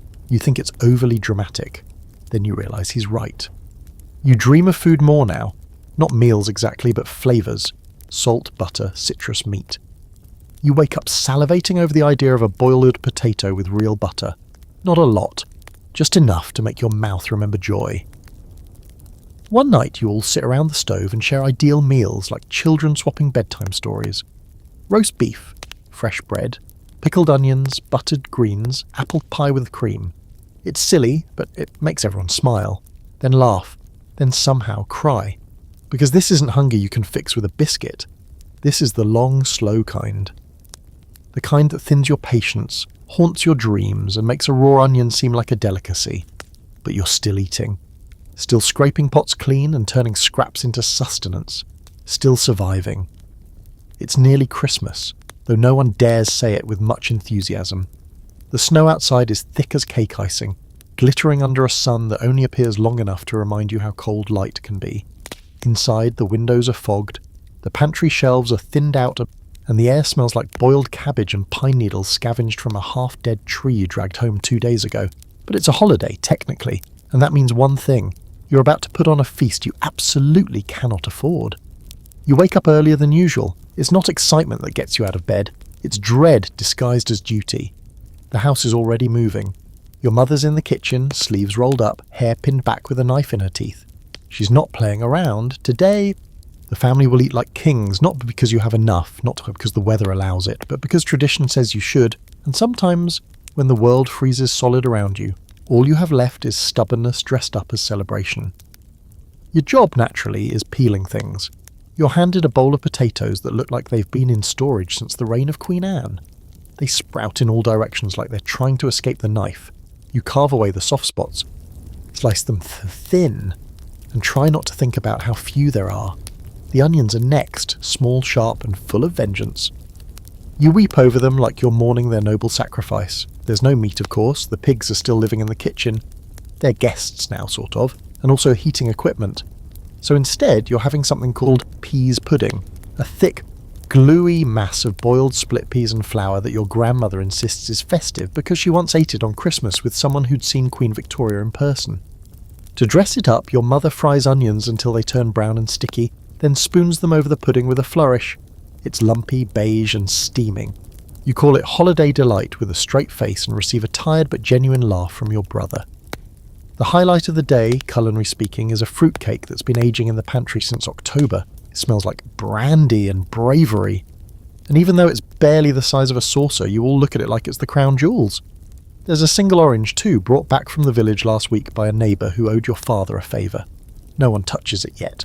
It sits in the centre of the table, glowing like a sun in miniature. And then come the decorations, cobbled together from scraps, bits of coloured cloth twisted into garlands, pine cones strung along twine, a star cut from the lid of an old biscuit tin and polished until it shines. The tree itself is a crooked fir branch stuck in a bucket of stones. It lists to one side like it's exhausted from the year. You wrap it in ribbon and pretend it's majestic. It's not, but it's yours. Edwardian holiday meals were, for rural families, more about ceremony than substance. Even when resources were low, effort went in. Extra time spent shaping bread into animal figures or cutting turnips into mock roasts. One recorded practice was to fill a hollowed loaf with mashed vegetables and bake it again, calling it winter crown. You try this tonight, and the crust burns. The inside's mushy. Everyone loves it. There's still debate about how much sugar and spice the average Edwardian farm family could actually access. Some claim that cinnamon and nutmeg were still considered luxury items, even in small amounts, while others believe they were fairly common through trade networks. You personally haven't smelled cinnamon in months. Your fruitcake has exactly one preserved cherry on top. You slice it into eighths, like you're performing a sacred rite. After the meal, your grandmother reads aloud from an old book of carols. Her voice is thin but steady, and for a moment the room feels bigger than it is. The fire pops, the dog snores, the goats shift in the corner like they're trying not to make eye contact. You sing along softly, not for the tradition, but to keep your mind off the cold creeping in at the edges of the room. The candlelight turns everyone's faces golden. You watch your family, bundled in shawls and threadbare sweaters, chewing slowly and murmuring thanks for another warm bite. Your sister is feeding biscuit crumbs to a hen, curled in her lap. Your father is carving tiny pieces off the orange like it's treasure. You each get one segment. You savour it like it's the last flavour on earth. Later that night you bundle into bed with a belly that's not quite full but definitely less hollow. You feel the weight of extra blankets and the closeness of people. There's a kind of peace in the exhaustion, a quiet sense of having made something out of very little. You drift off to sleep with the taste of onion and dried fruit on your tongue. The soft glow of firelight flickering behind your eyelids. Outside the snow thickens again, but inside the house feels full of voice, of warmth, of something almost like joy. And for one evening, that's enough. There's a moment just before dawn when the wind stops. You lie awake, half buried under quilts and goatskin rugs, and realise the usual creaks and groans of the house have gone silent. No scratching at the window panes, no rustle of animals shifting in the corners, just the slow, rhythmic breathing of your siblings beside you, and the low ticking of the stove as it settles into its own kind of slumber. It's the kind of quiet that feels rare. You stay under the covers a little longer, listening. Your breath is warm against the edge of the blanket, and your toes, miraculously, aren't frozen. When you finally do slip out of bed, the air nips at your ankles, but it doesn't bite like it did last week. Maybe the worst of it has passed. Or maybe your body has just accepted the constant chill as its new normal. Downstairs, your little sister is already awake, wrapped in 3 scarves and reading by candlelight.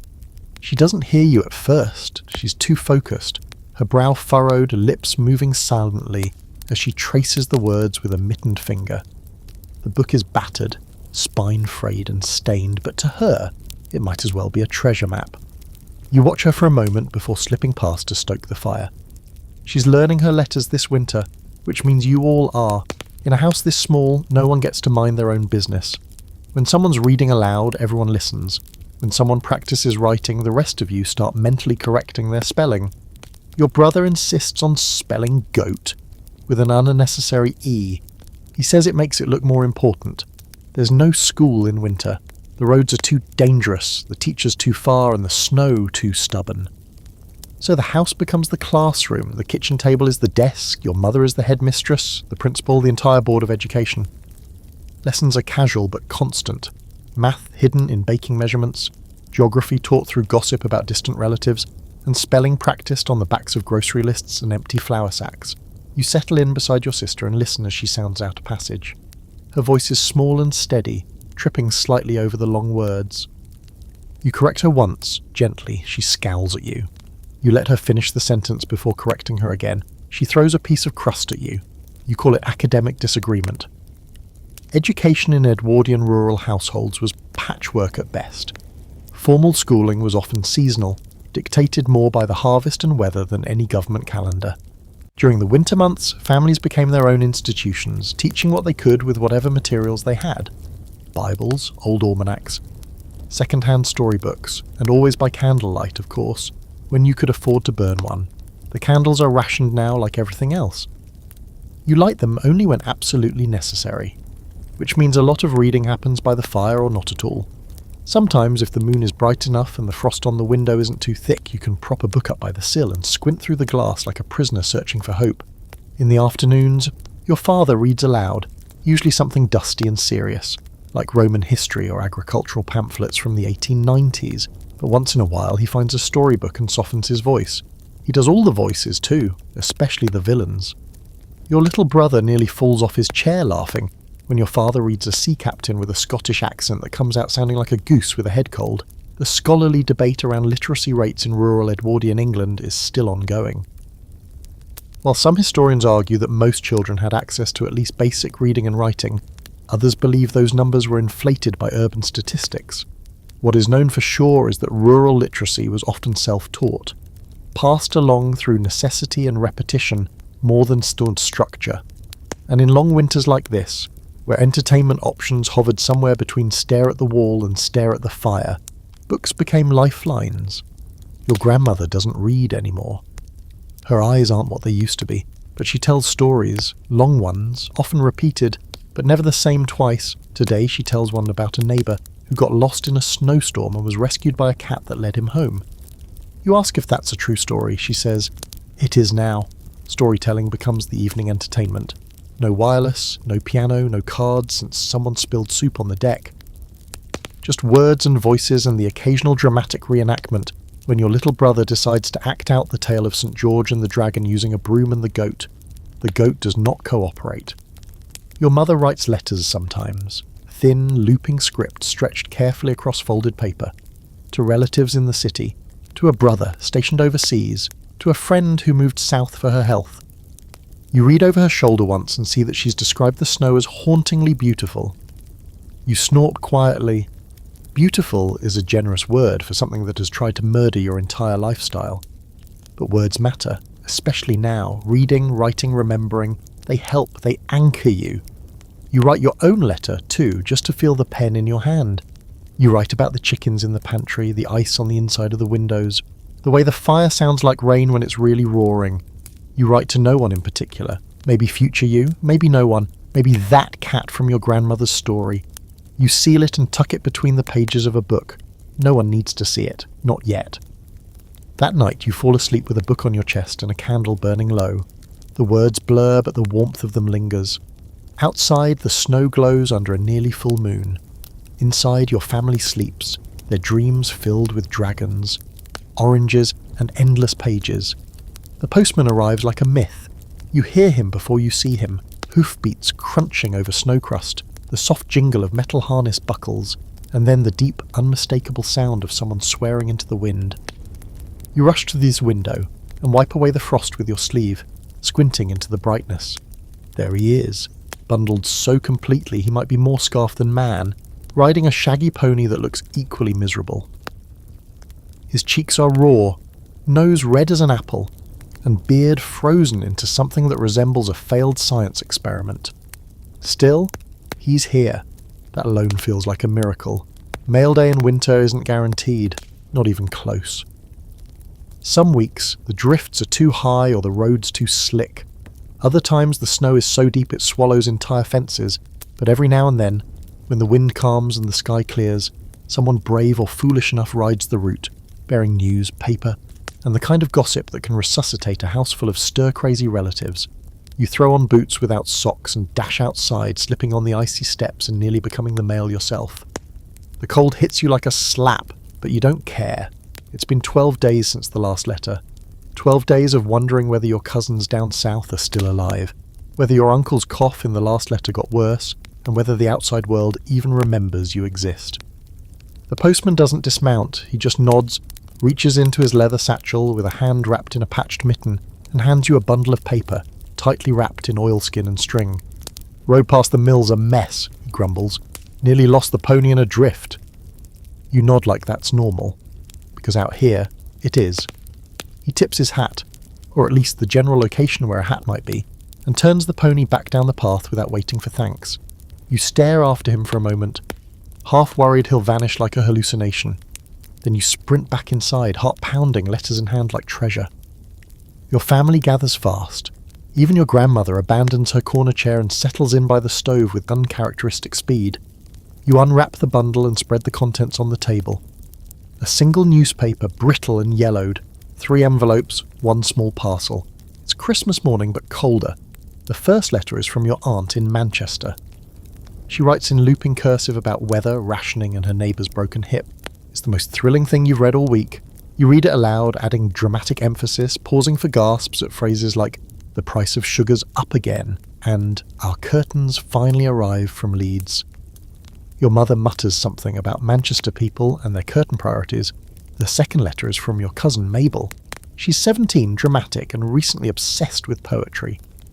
She includes 2 handwritten verses, one about longing, one about jam, and a detailed account of her attempt to knit gloves, which ended with her dog somehow wearing them on his back legs.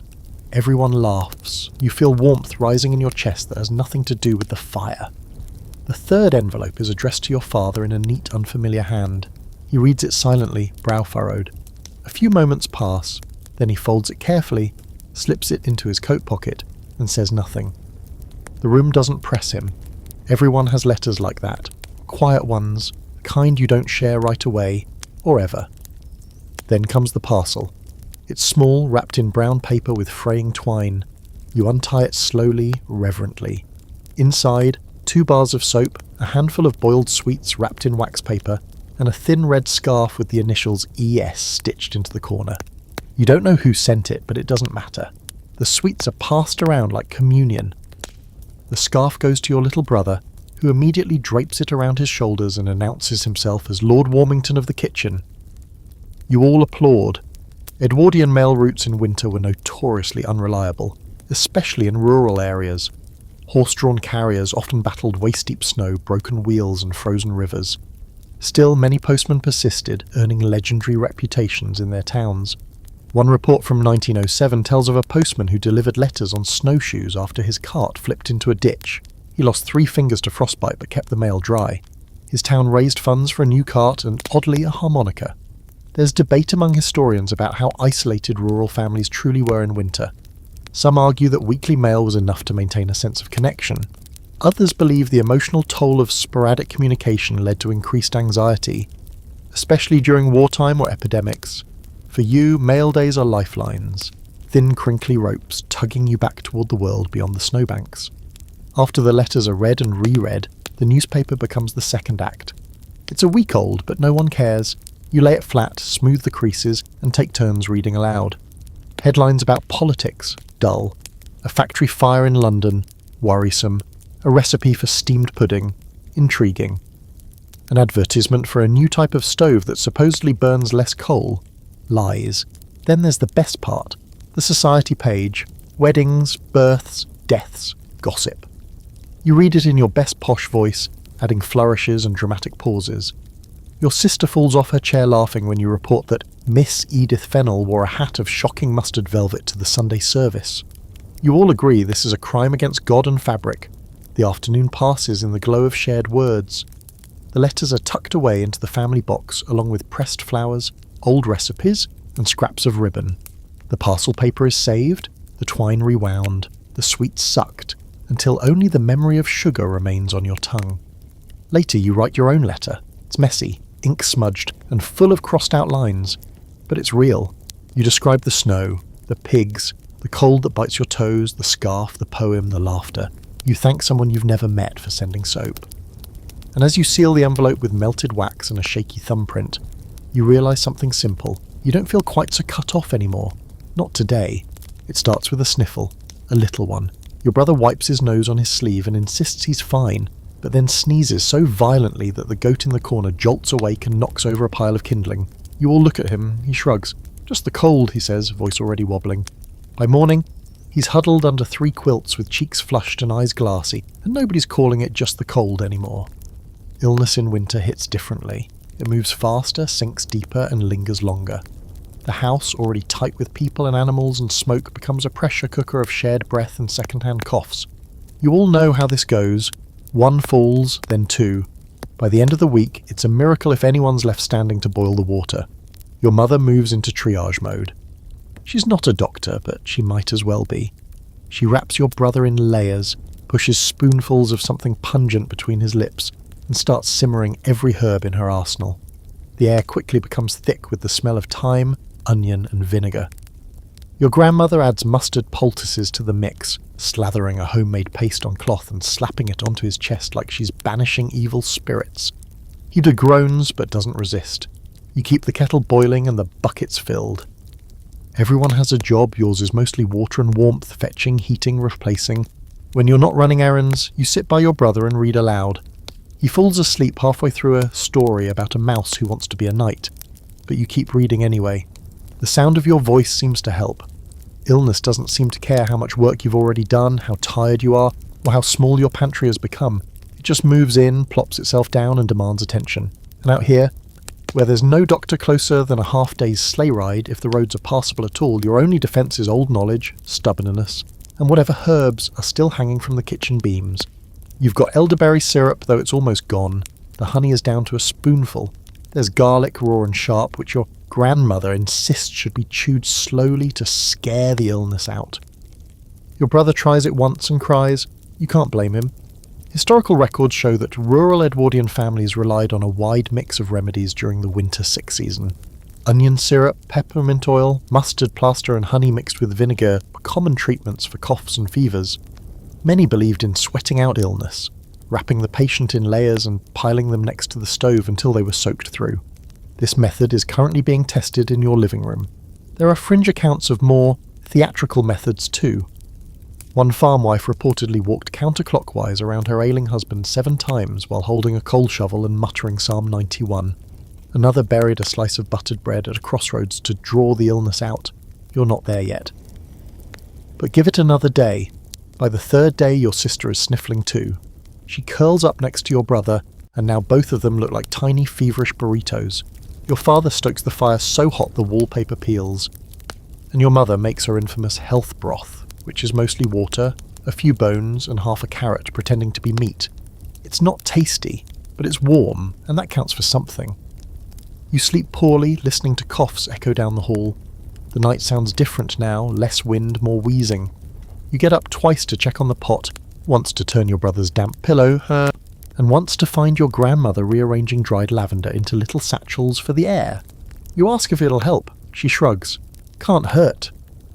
There's ongoing debate among scholars about whether Edwardian home remedies were genuinely effective or just elaborate placebos. But here's the thing. When you're 3 days deep into a fever with no doctor in sight, placebos are better than nothing. A warm cloth on the head, the sound of someone reading, the soft rustle of quilts being adjusted, all of it matters. Even the act of doing something is a kind of healing. You're tired. Everyone is. The house feels thick with it. You've all been breathing the same air for too long. The dog sneezes and looks personally offended. Even the goat's gone quiet, which is somehow more worrying than the noise. And then, on the 5th morning, your brother opens his eyes and asks for toast. You stare at him. Toast, you ask, like he's just requested lobster. With jam, he adds. You don't cry, but you do laugh loud and hard until your sides hurt. You run to the kitchen and find the last of the bread, toasting it over the fire until it's golden and barely burnt. You use the precious jam, a lot of it. Too much. You carry the plate to him like it's a royal banquet, and he eats with the slow reverence of someone who knows what it means to feel hollow. Your sister follows the next day, coughing less, appetite creeping back in. Your mother even cracks a smile when you find her stirring a pot of broth without actually scowling. She's still tired. You all are. But the worst seems to have passed. The goat, for her part, gets frisky again and knocks over the kindling pile with a single joyful hop. You pick up the pieces, because this is winter, the kind of winter that takes a lot, gives very little, and still asks for more. But you're still here. Still boiling, still brewing, still feeding each other spoonfuls of hope, one burny remedy at a time. You step outside in the dark, a lantern in one hand and a bucket in the other, and you immediately regret everything. The cold is a slap across the face, sharp and immediate, the kind that makes your teeth ache and your ears fold in protest. Snow crunches under your boots, hard as glass. The wind doesn't howl tonight. It whispers, long and low, like it's trying to sneak into your bones unnoticed. But you're used to this now, or at least your version of used to, constant bracing and creative swearing. You make your way toward the barn, each step careful and slow. The path has vanished under the new snow, and your lantern casts wild shadows on drifts that rise taller than fence posts. Everything looks strange in this light. The trees, the shed, the corners of the barn. They stretch and shift in your peripheral vision. You keep your eyes forward, no time for tricks. The door to the barn sticks. Of course. You shove it with your shoulder until it groans open. Inside, your breath fogs in front of you, mingling with the soft steam from the animals' bodies. The goats shuffle and blink at you sleepily. The cows snort, rising slowly to their feet. You walk the line, checking water buckets, doling out handfuls of hay like a miser counting coins. And then you hear it. A sound you haven't heard all winter. A howl, low, far off, but not that far. You freeze, hand still buried in a feed bin. The wind quiets. For a moment there's only the sound of hooves shifting on straw and the faint creak of the rafters above you. Then it comes again, longer this time, fuller. The sound doesn't come from just one throat. There are others, echoing back, layered over one another like some ghostly chorus. Wolves. You knew they were out there. They always are, especially in winters this long and lean. But it's different hearing them with your own ears, hearing the way the sound moves across the frozen land, gliding over the hills, slipping between trees. It doesn't sound angry, it sounds hungry. You make sure the door is latched tight behind you when you leave the barn, checking it twice. Then you turn and start walking. Not too fast, not running. Running would be a mistake. You hold your lantern high and tell yourself that wolves don't come near the house. Not usually. Not unless they're desperate. Your boots sink deeper than before. The snow's shifted while you are inside. It clings to your legs and pulls at your knees. The light from the house looks farther away than it should be. For a brief, stupid moment, you wonder if you're even walking in the right direction. Everything looks the same when it's all white and silver and black. You pause, heart pounding, and the silence pushes in close. Then you hear the sound again. Closer this time. Not a howl, but a rustle. A crack of something under snow. You spin, lantern swinging, casting long streaks of golden light across the drifts. Nothing. But the hairs on the back of your neck rise like a warning. When you reach the door, you don't just close it. You slam it, bolt it, and press your back against it like you expect it to be pushed open from the outside, and nothing. Of course, but still. You stand there for a minute listening, your breath loud in the stillness of the house. Your father looks up from the stove. They're closer this year, he says, not asking. Just saying what you already know. Too hungry. The wolves come down from the hills when the food runs low. They take rabbits first, then go for anything slow and dumb enough to be caught. A sheep if they're lucky. A barn cat if they're not. You've heard stories about sled dogs going missing, about children even. You don't believe all of them, but you don't disbelieve them either. Historically, wolf sightings during Edwardian winters weren't unheard of in rural areas, particularly near the edges of forests and moors. Harsh winters pushed them closer to settlements, especially when wild game was scarce. Some farmers carried rifles on morning rounds, others set traps near the chicken coops. One account tells of a farmer who left scraps out every evening just to keep the wolves from testing his fences. You wonder if you'll have to start doing the same. You check the doors and windows twice that night, and then again before bed. The chickens are brought inside, again, though none of them seem particularly pleased about it. The goat is already snoozing by the stove like she owns the place. You check on the pigs, still breathing, still snoring, still safe. For now, your sister asks you, quietly, what would happen if the wolves came closer. So, you tell her not to worry, that the wolves don't come to the house, that there's nothing to be afraid of.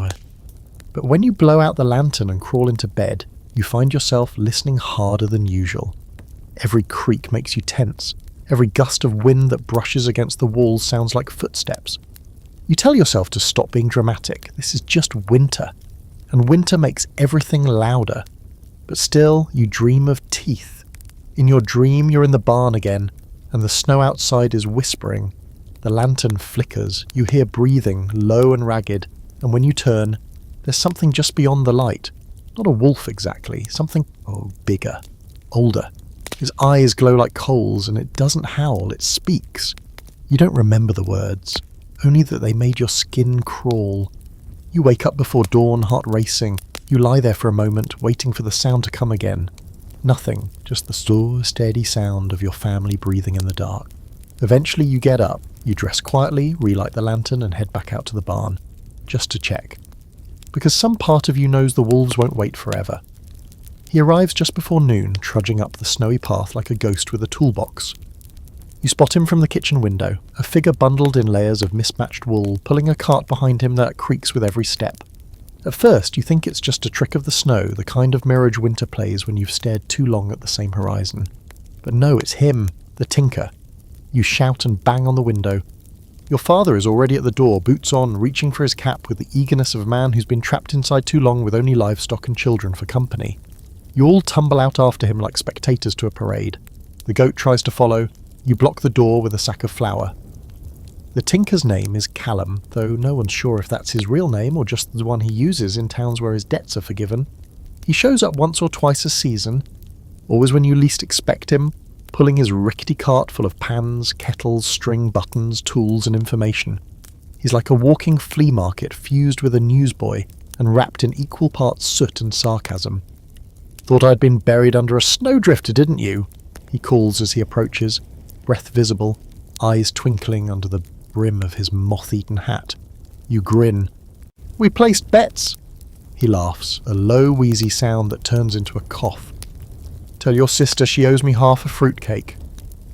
The cart groans to a stop beside the house. One of its wheels is cracked, patched with wire, and what looks suspiciously like part of a fence hinge. He props it up with a chunk of firewood and stretches his back until it sounds like a tree being felled. "Blasted cold," he mutters. "Took me 2 days to get here from Cressbrook, nearly lost a boot. Found it again, but it had opinions about coming off. He always brings something odd. Once it was a harmonica missing 3 notes. Another time, a sack of marbles he insisted were from India.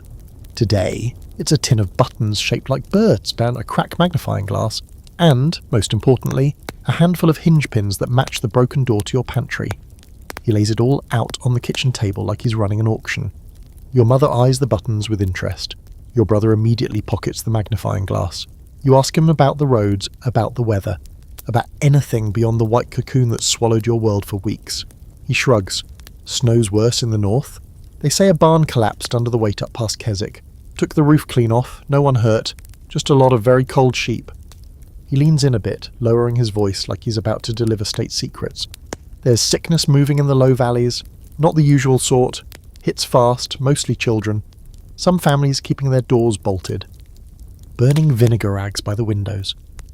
Your stomach turns. You glance at your brother, still a little pale from last week's fever.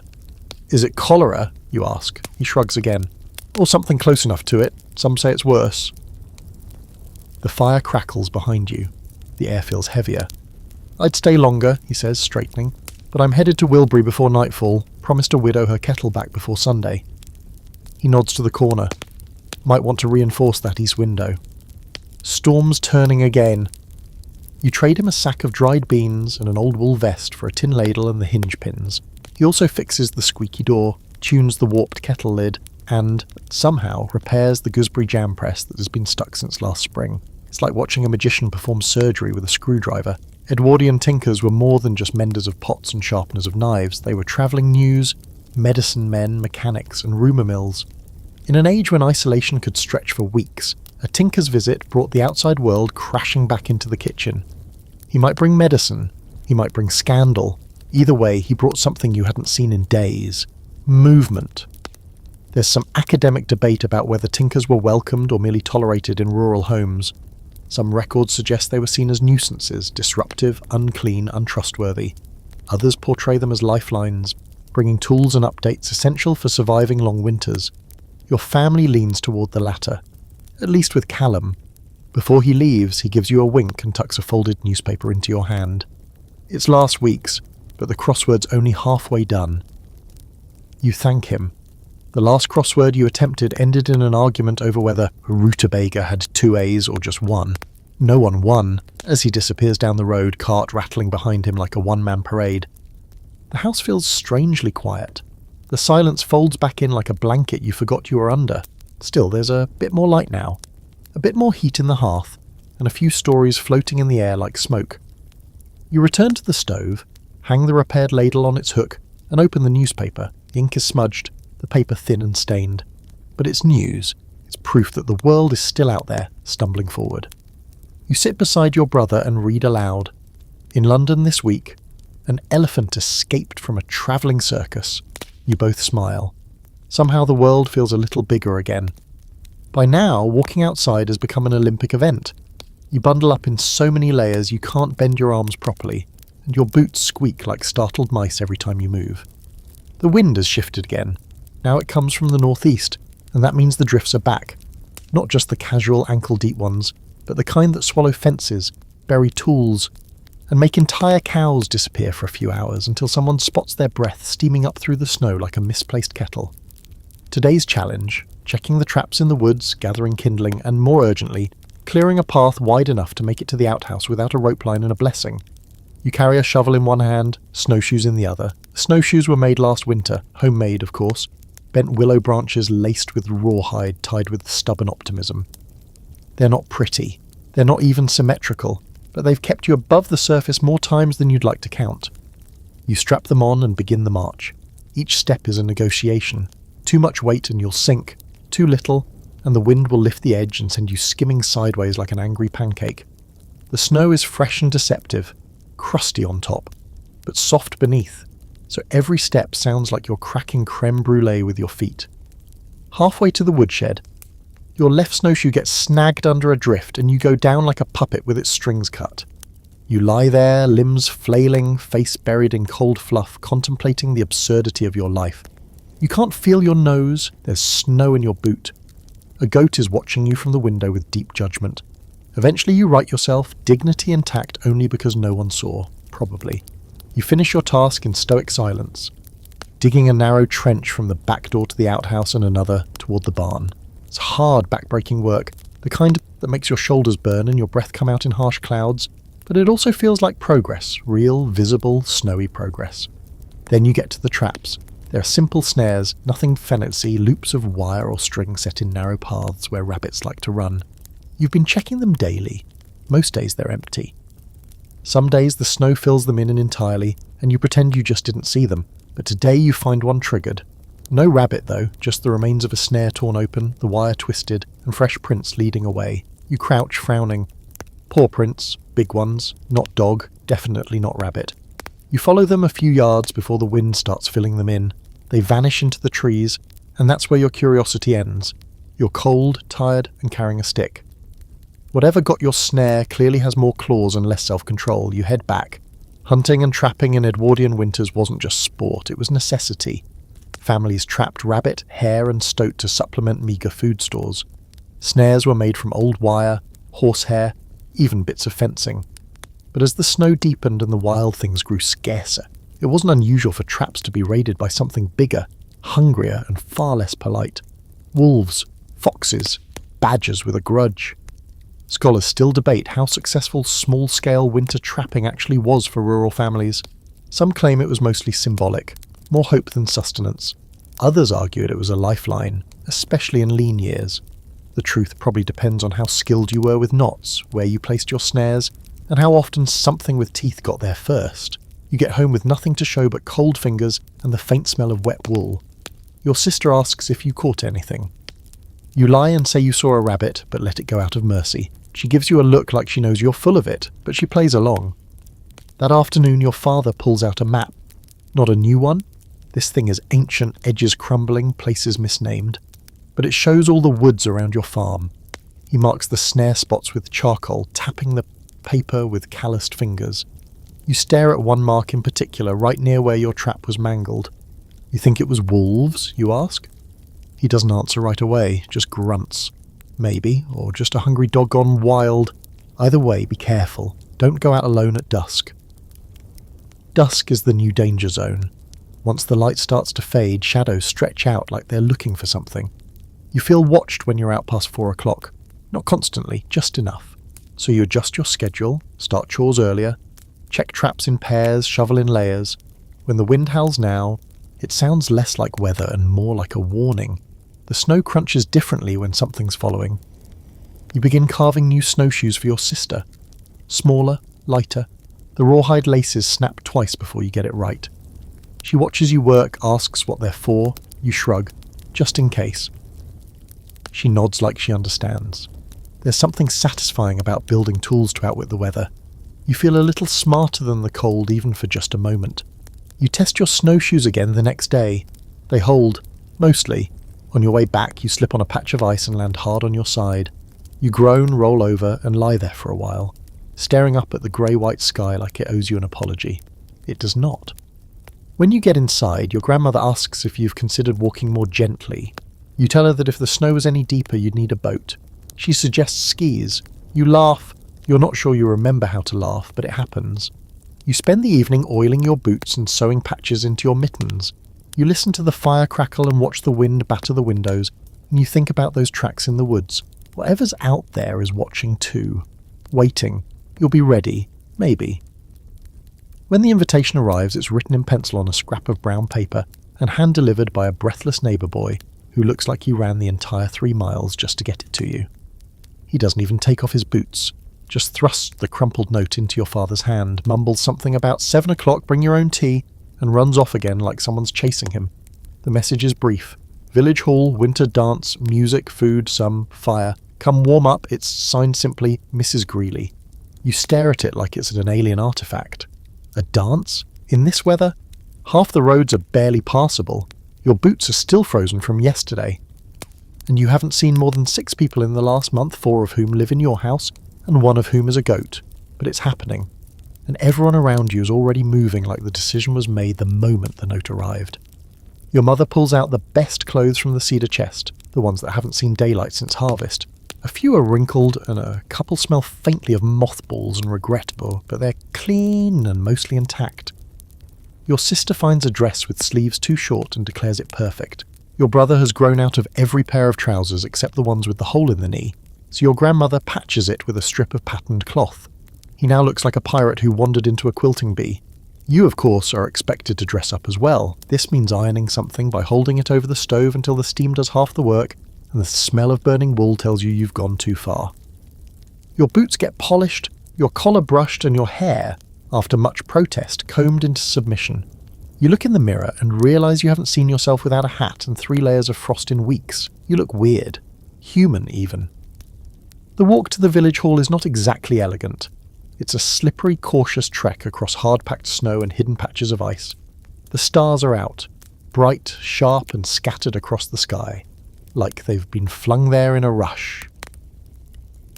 Your breath clouds the air, your scarf keeps slipping, and your fingers go numb about 10 minutes in. But you keep going. Everyone does. Like pilgrims heading to something sacred. The village hall is already glowing when you get there. Candles in the windows, warm light spilling onto the snow, laughter filtering through the cracks. You open the door and step into another world, one that smells like cinnamon, pine needles, and wet wool. The air is thick with warmth. and voices bounce off the wooden walls like old friends returning. It's not fancy, not even close. The decorations are handmade. Paper garlands, dried orange slices strung together, bunches of holly tucked behind picture frames. There's a fire crackling in a brick hearth at the back and a long table set up with contributions from every household. Pickles, preserved pears, dried apple slices, half of fruitcake, and 3 types of questionable bread. At the front of the room, a fiddler tunes his instrument. It's Mr. Calder, who's 80 if he's a day and plays with his eyes closed and his mouth open in a constant mutter. Beside him, his granddaughter has a drum, and someone else has a harmonica. It's not an orchestra, it's a compromise. But when the music starts, no one complains.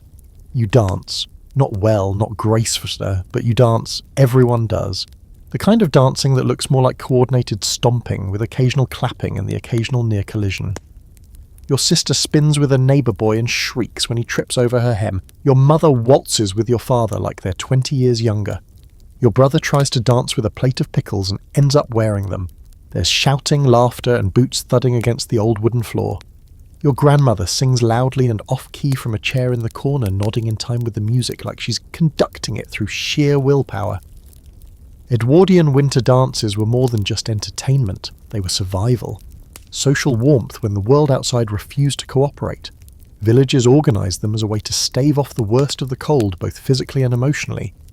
Records mention halls heated with borrowed stoves, dances fueled by tea and bread crusts, and music made with whatever was available.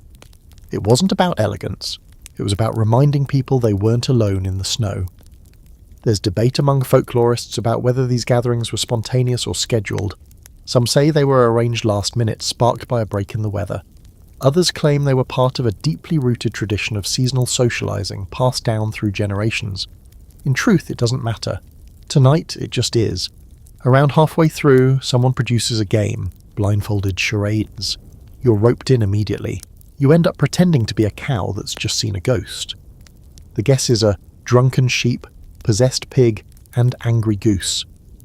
You lose, but not before someone falls over laughing. You call that a win. The night stretches on.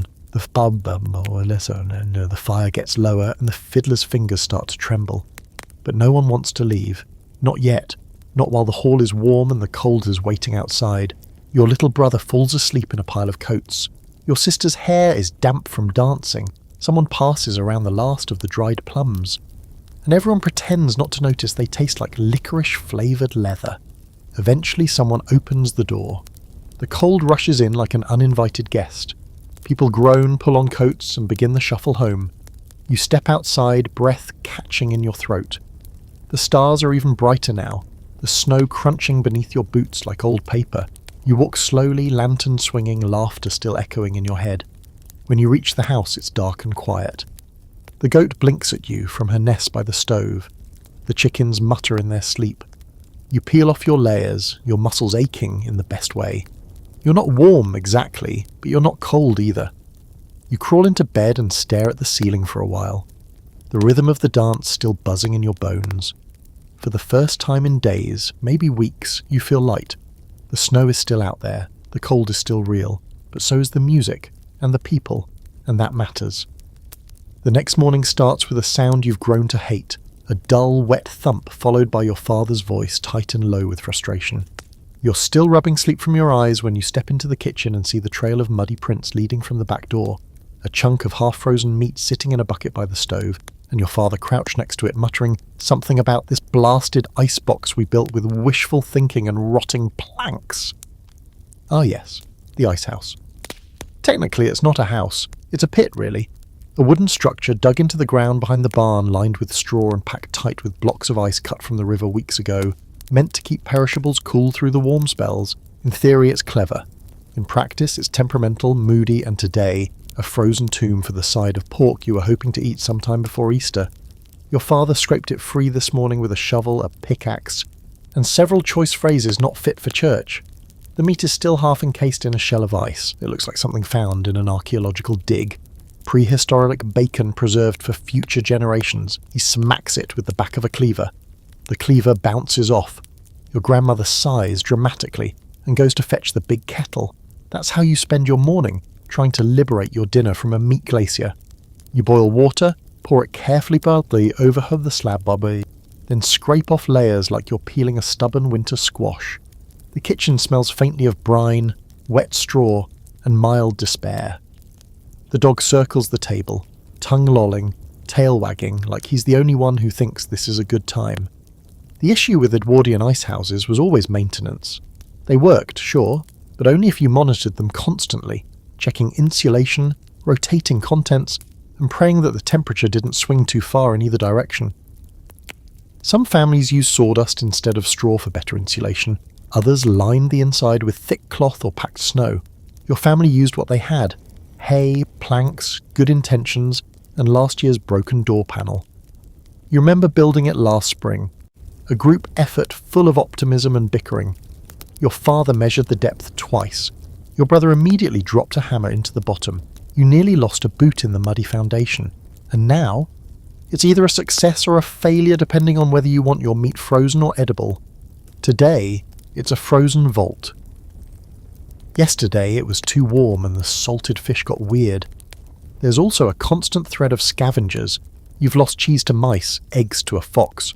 Once, an entire tin of butter disappeared without a trace. Your father blamed the dog. The dog blamed the chickens. The chickens refused to comment. Today's casualty is a ham you'd been saving.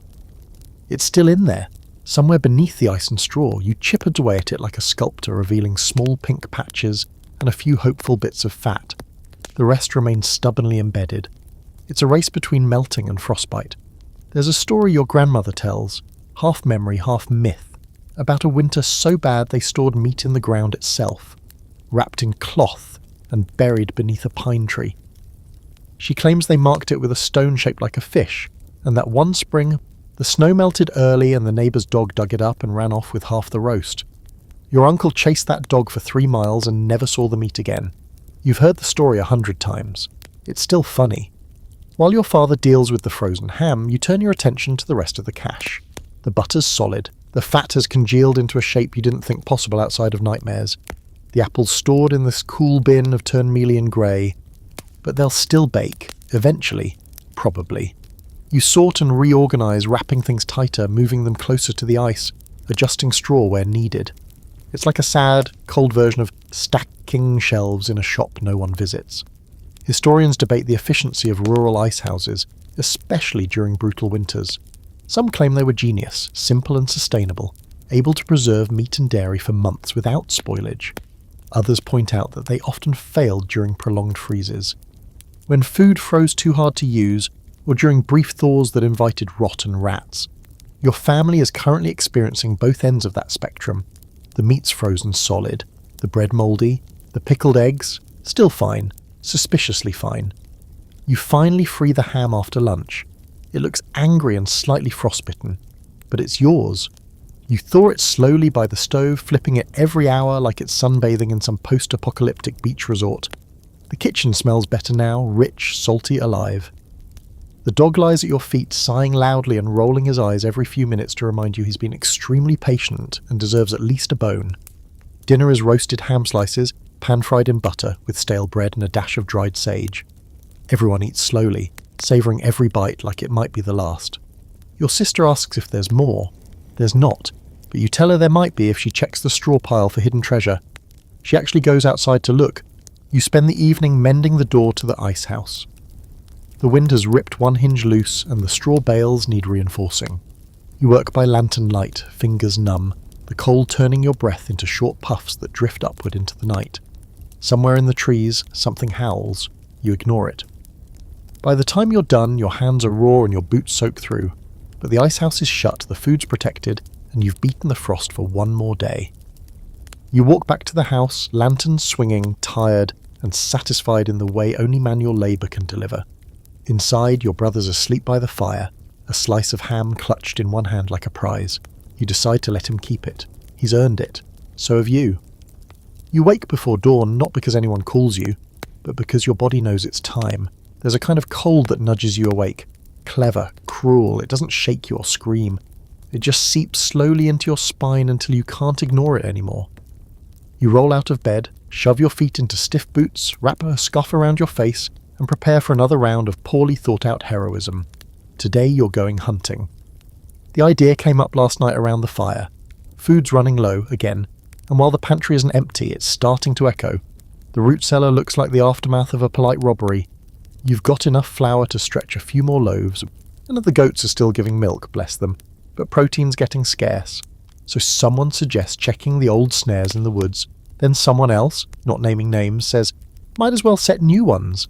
And now here you are, trudging through a foot of snow with frozen wire in your pocket and a slingshot that has about as much killing power as a gentle insult. The woods are silent. Not peaceful silent. Tense silent. The kind of quiet where the snow absorbs every sound and even your breath feels too loud. You move carefully, listening for movement, scanning the underbrush for rabbit tracks. But the trails are scattered and shallow. You see signs of life, but not enough. Something's wrong. You crouch near the base of a pine tree where you set a snare last week. It's gone, not sprung, gone. The stick's missing. The wire? Vanished. Even the snow looks wrong, like it was trampled, disturbed. You move to the next site, same story. Nothing but broken branches and strange indentations in the snow. The kind of prints that are too big for a fox, too clawed for a dog, and definitely not human. Something's been raiding your traps. You head deeper into the woods, tension wrapping tighter with every step. There's a rustling above. Just the wind, you tell yourself. The trees groan under the weight of the snow, their limbs bowing like they're tired of holding the sky. You scan the white, looking for movement, hoping to spot a rabbit before it spots you. But the forest feels abandoned. You do finally see one. A rabbit. Small, thin, and alone near the edge of a thicket. You freeze. It's too far for the slingshot, but maybe, just maybe, you can get close. You step slowly, deliberately, your breath shallow. Then without warning it bolts straight into the trees and out of sight. And that's when you see the tracks. Not rabbit, not deer, paw prints, wide, heavy, deep in the snow, leading in a straight line toward the north end of the woods. You've seen wolf tracks before. These are bigger. Not huge, not monstrous, just wrong. The spacing's off, the claw's too long. You kneel beside one and place your palm next to it. The print is longer, wider, fresher. You stand, suddenly aware that the silence is back and it's watching you. You head home faster than you'd like to admit. Snare wire jangling in your coat pocket, heart thudding louder than your boots. You check over your shoulder more than once. Nothing follows yours. But something was out there. Something that doesn't just eat the rabbits. It eats the traps too. Inside the house, the warmth is jarring. The fire roars, and someone's frying something that smells like flour and onion. You strip off your outer layers and try not to look like you just outran a nightmare. Catch anything? Your father asks, without looking up from his tinkering at the table. You shake your head. No, but something else did. He glances at you then. You tell him what you saw, the missing traps, the prints. He nods slowly, rubbing his jaw. Could be a rogue dog, starving, could be a wolf. Or something worse, your grandmother mutters from her chair. She doesn't elaborate. She never does. You sit at the table and unwrap the wire, smoothing it out, checking for bends. Some of it's frayed, one piece completely snapped. You don't know if that's from the cold or teeth. Your sister suggests setting the traps closer to the barn next time, where the snow's lighter. You think about it, then shake your head. Too risky. Whatever's out there is smart. You don't want it that close to the animals, or the house. Edwardian families relied heavily on snares and traps in winter months. Hunting was unreliable, ammunition expensive or unavailable, and larger game tended to migrate or hide deep in the forest. Small prey, rabbits, squirrels, the occasional pheasant became the target of choice. Simple snares required little skill but constant maintenance. And they came with risks, competition from other predators, malfunctioning gear, or accidental catches you didn't want to think about. Some fringe reports from isolated farms mentioned trap thieves, animals or possibly even people who raided snare lines under cover of snow. There are stories of families laying extra traps for the thieves themselves, only to find the traps triggered and stripped again and again. A few left notes beside their snares. No one ever responded. But the stealing stopped. That night you can't stop thinking about the woods, the tracks, the silence. You dream of being followed, something tall and silent moving just out of view, always a step behind. In the dream, you turn around but can't see its face, just snow falling, slow and thick. and the feeling that if you stop walking, it'll catch you. You wake to the sound of the goat sneezing. The traps stay untouched the next few days. No signs, no tracks, no rabbits either. It's as if everything decided to vanish all at once. You still go out, you still set new snares, but now you look over your shoulder more. You listen harder, and every time you hear the wind shift, you wonder if it's just the cold or something else stalking through the trees, waiting for a chance to take more than rabbits. You load your slingshot with a pebble anyway, just in case. The letter sits on the table for a full day before anyone opens it. Not because it's forgotten, but because no one quite knows how to touch it. It arrived unexpectedly. No breathless messenger, no warning, just dropped through the slot in the front door early in the morning, lightly dusted with frost and stamped with a seal you don't recognise. The handwriting is precise, careful, not your usual cousin scrawl or friendly smudge. This is something else. It's addressed to your mother. She sees it after breakfast, eyes scanning the envelope like she's looking for something dangerous. Then she places it on the table and walks away without a word. The rest of the day carries on, thick with unspoken questions. You make bread.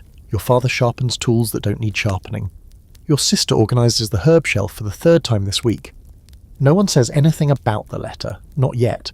When evening comes and the sun starts bleeding into the snowdrifts, she opens it. Not dramatically, just quietly, at the corner of the table with a knife worn thin from years of jam jars and chores. She reads it slowly. Then again.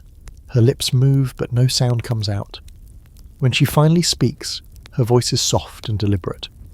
It's from your Uncle Will. That stops everyone. He hadn't written in months. You assumed the worst, then tried not to think about it. He was stationed overseas, Belgium, last you heard, part of the British forces sent to clean up what was left of some crumbling post. He was always the one who sent the best stories. Letters full of adventure, dry humour, and absurd metaphors for military life. But then nothing. Silence. Until now.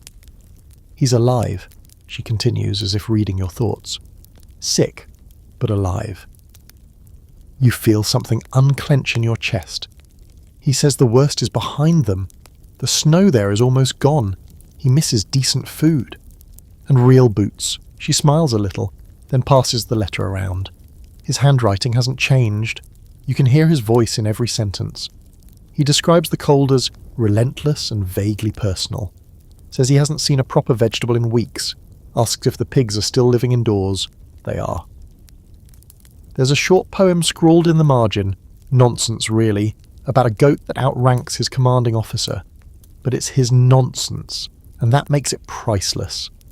At the bottom, in smaller, shakier letters, he asks if your cousin Elsie's found her voice again after that bout of winter croup. She has, too much of it in fact. He signs it simply, your favourite uncle, don't deny it. You all sit around the table in silence for a while after that, the letter lying between you like a warm coal. A reminder that the world still spins beyond your fences, that people are still writing, still surviving, still ridiculous. Then your mother brings out the box of letters. You didn't even know she kept them all. Years' worth tied in bundles with string and ribbon and bits of old wool. Some are faded to the colour of dried leaves. Others still smell faintly of ink. You take turns reading them aloud, voices soft in the flickering candlelight. Stories of old winters, lost cousins, forgotten jokes, hopes that feel too fragile to say out loud. Your father pulls out a letter from his own brother, gone now nearly a decade. It's short, just a paragraph, but he reads it like it weighs 100 pounds. Then he folds it gently, taps it against his palm and returns it to the bundle. That night the house feels smaller but closer. Everyone speaks in softer tones. You all write your own letters, each in your own hand with your own voice. Some are updates, some are full of questions. Yours is for a cousin in Canada. You haven't heard from him in over a year, but you write anyway. Describe the snow. The way the pigs learned to open the pantry door. The village dance, the smell of your grandmother's terrifying mustard poultice. You ask him if the frost sounds the same where he is. Historically, letter writing in Edwardian times was more than communication. It was ritual. Paper were precious, ink cherished, and postage not always easy to come by, especially in winter. But families wrote anyway. They tucked messages into parcels, scrawled greetings on newspaper margins, scribbled notes onto backs of receipts and ration books. A letter could take weeks to arrive or never arrive at all. But that didn't stop anyone. Scholars argue over how reliable mail was in remote areas during deep winter. Some claim it was sporadic at best, especially during snowstorms or political unrest. Others believe rural postmen were some of the most reliable links in the entire communication network, often risking injury or worse to deliver letters that held families together. You'd believe either side depending on how recently your last letter came. There's a fringe theory in postal history circles that letters written in winter were more honest, more intimate, that the cold stripped away pretense and people wrote from a deeper place because the world felt more fragile. You wonder if that's true. You read Uncle Will's letter again. Dun. The jokes. The quiet fear tucked between lines. The signature. Simple and short, as if even he wasn't so sure when he'd write next. By morning your letter is ready. You fold it, seal it with wax, and hand it to your father to take to the next farm over, where the neighbour boy collects outgoing mail every other week, bundles it, and waits for the postman to appear like some magical creature with frozen eyebrows and a pension.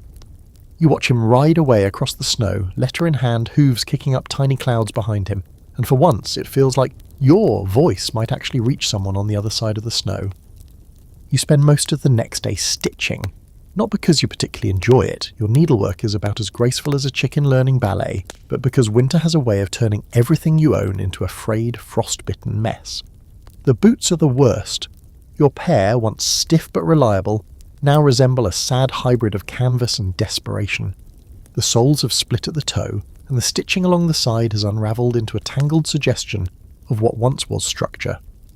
You patch them with a scrap of leather that might have once been part of an apron, and you thread it with gut string, muttering under your breath like it's a ritual. Which, in a way, it is. You're not the only one. The entire family is in mending mode. Your mother's working on a wool petticoat, turning it inside out and reinforcing the seams. Your little brother is attempting to darn socks, his 5th attempt today. There's more yarn on his face than in the sock, but he's determined. Even your father is hunched over in the corner, stitching the torn edge of a horse blanket with fingers more used to gripping axes than needles. It's like a tailor's shop run by tired farmhands and children with questionable hand-eye coordination. Your grandmother, of course, doesn't mend, she restores. She has a way with a needle that borders on the supernatural. You hand her your mittens, both riddled with holes the size of walnuts, and she squints at them for a moment, mutters something in the ancient language of grandmothers, and then sets to work. You watch her thread a needle without even looking down, then pull the yarn through in long, decisive strokes, her hands moving like she's conducting an invisible symphony. 20 minutes later, your mittens are back in your lap, patched, plumped, and warmer than they've felt all winter. You suspect witchcraft, you thank her anyway. It's not just clothes either. The house itself is slowly falling apart. The wind tore loose a shutter last week, and 2 floorboards near the back pantry have warped so badly they creak every time someone sneaks a snack. The oven door hangs slightly off its hinge, and the chair nearest the fire leans at a concerning angle, until your brother fixed it with a stack of playing cards and a very optimistic attitude. Even the goat's winter coat looks a little ragged. You'd offer to knit her something, but she'd probably eat it. It's strange, the satisfaction you get from sewing something back to life. It's not pretty, and it's rarely perfect, but it's yours. You've brought it back from the edge. There's a kind of gentle defiance in that, turning something broken into something that can last another day, another storm, another winter. Edwardian farmers were expert menders, not by trade but by necessity. In a time when buying new clothes was rare, and shipping in supplies could take weeks or more, families learned to make what they had stretch across seasons and siblings. Wool garments were turned inside out when they started to fray. Linens were patched with whatever cloth was available, regardless of pattern or pride. A coat might be passed through 3 or 4 children, each inheriting it with a few more patches and a lot more history. There are accounts of farmers making soles for shoes out of rope, of shirts sewn from flour sacks, of mittens knit from leftover wool unravelled from old jumpers. Some families even shared coats for town visits. Whoever had to make the trip wore the best one, while the others stayed huddled at home. Clothing was communal. Care was inherited. Scholars sometimes romanticize this resourcefulness, calling it artisanal resilience or intergenerational craftsmanship. But if you asked any Edwardian farmhand at the time, they'd probably call it what you do, exhausting. Still, there's something comforting about being surrounded by stitches, You look around the room and see the handiwork of generations. The quilt on the back of the chair, your great-grandmother's. The patch on your sleeve, your mother's. The tiny embroidered flower your sister sewed onto her scarf, even though it's lopsided, and definitely not the flower she intended. Every piece tells a story, a survival, a moment where someone said, "Not yet, this still has life in it." That evening, the mending becomes less about fixing and more about filling time. You sit by the fire with needle in hand, listening to your father read aloud from a tattered book of folk tales. He does the voices, badly. Your sister giggles into her stitching, and your brother snorts so hard he stabs himself with the needle and yelps like a stepped-on cat. Your grandmother rolls her eyes and offers him a thimble. He refuses. 2 minutes later, he stabs himself again. You hand him the thimble anyway. Later, you and your sister mend the patchwork curtains together. The fabric is a mess of different colours and textures, some squares from old dresses, others from shirts long outgrown. One square is bright red velvet, soft and slightly scorched from a run-in with a lantern 3 winters ago. She touches it gently and says, "Remember when we tried to make matching holiday dresses? You do, hers came out lopsided, yours came out as a pillow. But for a little while, you both believed you'd walk into church looking like queens. You smile at the memory, and for a moment, the room feels lighter. The wind outside howls, but inside there's only warmth, the quiet snick of needles, and the soft murmur of your father's voice weaving stories into the evening. There's something beautiful about the way things can be put back together. They don't look the same afterward. Of course not. They're not supposed to. Every tear leaves a mark, every patch a reminder. But together, piece by piece, they still keep out the cold, still carry the warmth, still endure. You finish your boots at last, stitching the final seam with a knot that's a little too large and a thread that doesn't match. But they're whole, and they'll walk you through the next storm and maybe the one after that. And tonight, that feels like a kind of magic. The first sign that the thaw is coming isn't anything you see. It's what you hear. Not birdsong or running water. That's later. No, the first sound is the groan of the roof. A long, low creak that shudders through the beams like a warning cough from an old man just before he stands up. You pause, cup in hand, and listen. There it is again. Creak, crack, groan. Not collapse, not yet, but close enough to make you glance upward and wonder how much snow a roof can hold before it decides it's had enough of winter. By noon you notice a drip, then another. At first it's subtle, just a soft tap on the windowsill. A glisten on the edge of the barn roof. But then the tempo increases, the icicles begin to weep. Tiny beads of water trail down their glassy sides, catching the sunlight like it's a precious metal. The snow on the path to the outhouse slumps in on itself, defeated. A small stream of water snakes its way along the trench you shoveled last week and disappears under the woodpile. It's happening. Everyone pretends not to notice at first. As if speaking of it too soon might jinx the whole thing and invite a second winter just to spite you. But your sister starts airing out the bedding. Your father cracks a window just for a moment, just enough to sniff at the wind like a hound testing for spring. Even the goat gets restless, pawing at the door, bleating like she's got urgent appointments to attend beyond the fence. It's a dangerous time, the thaw. You've been here before. It tricks you. One day it's sun and puddles and warm air on your cheeks. The next it's black ice and a broken axle on the wagon. But even so, something shifts. The air feels different. Lighter, maybe. Less like punishment and more like possibility. Your boots, patched and stitched to within an inch of their life, sink deeper into slush now, and every step makes a wet squelch like a sock left too long in a puddle. The snow's not snow anymore. It's water disguised as memory. You go to fetch wood and your foot goes straight through the crust, soaking you to the ankle. You swear loudly. The goat hears and turns around like she's judging your vocabulary. You start making lists in your head. What to repair first, what fence posts need replacing, which section of the barn roof groans most threateningly. The thaw isn't gentle, it's messy and loud and rude. The gutters sag under the weight of melting ice, the backshed floods. The pig pen turns into something between soup and disaster. You know it's time to dig to channels, little trenches to steer the water away from the house, the coop, the woodpile. You get to work with a spade and a lot of creative muttering. Historically, the thaw was one of the most dangerous periods for rural Edwardian farms. Melting snow led to floods, collapsing roofs, rot and injury. Spring wasn't a gentle return, it was a fight. You had to prepare fast, patch faster, and hope your structures held. Many homes kept thaw maps, informal notes from years past on which areas flooded first, which trees fell, and where the ice broke early. You don't have a written map, you just have memories. That's enough. There's some debate among scholars about when exactly the Edwardian winter ended. Some define it by temperature, others by planting calendars. A few argue that the real end of winter was marked by the first batch of laundry hung outside to dry, regardless of whether it actually dried. You think it ends now, not because it's warmer, but because hope has crept back in. You go out with a basket and collect the broken pieces of the world. Twigs, bits of tarp, a cracked bucket. Your brother tries to skate on a puddle with predictable results. He comes back covered in mud and grinning like he just survived a shipwreck. You hose him off with cold water and he shrieks like a banshee, then declares himself clean enough for dinner.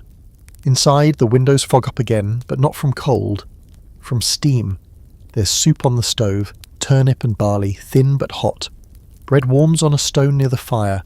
Your sister has made a list of what seeds you'll need. Your father is already planning which trees need pruning. Your grandmother, naturally, insists none of it matters unless the moon says so. You sleep lighter now, not because you're uneasy, but because the light itself is returning. The mornings come earlier. The blue tint in the snow fades to something more golden. You wake to light peeking through cracks in the shutters. Actual honest-to-goodness morning light.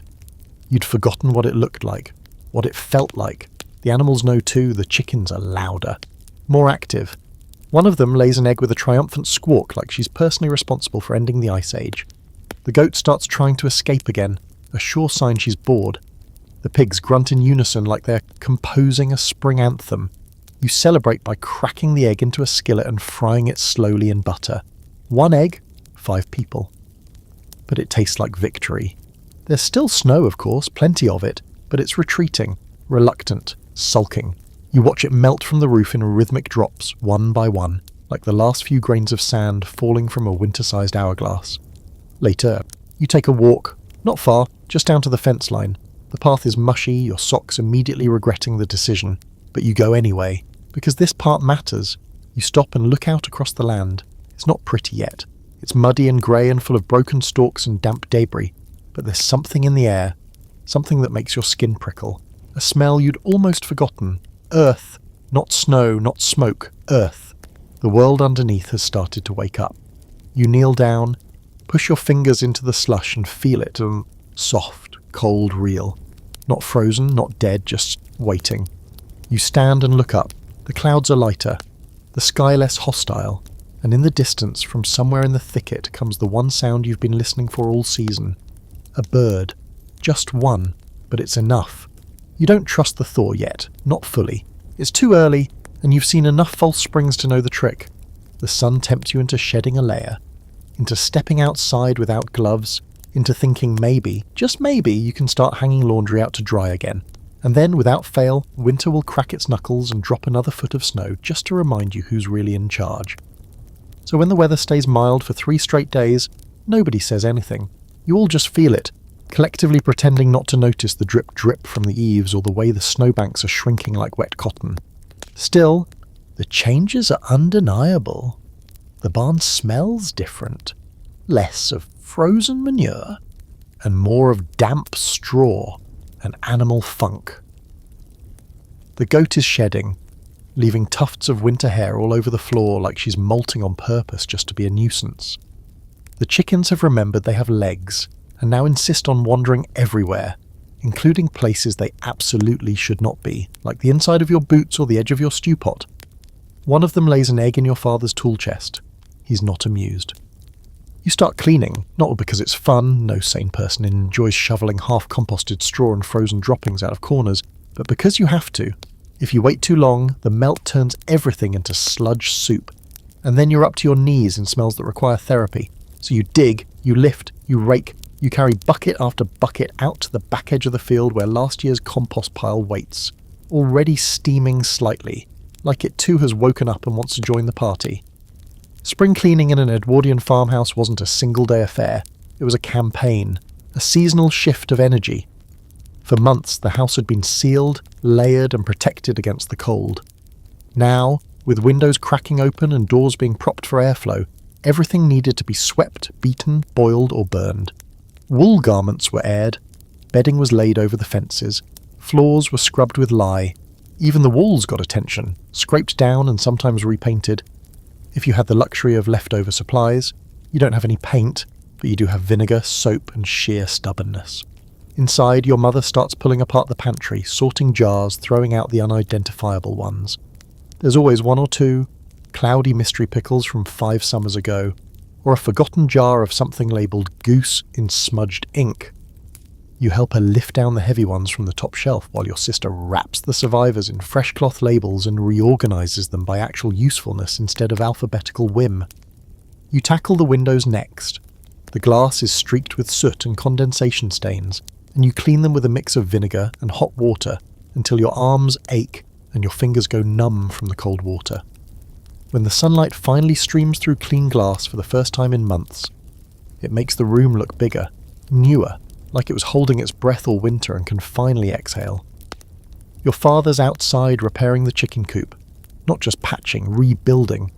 The snow collapsed half the roof and the whole structure leans now like a drunk leaning on a bar stool.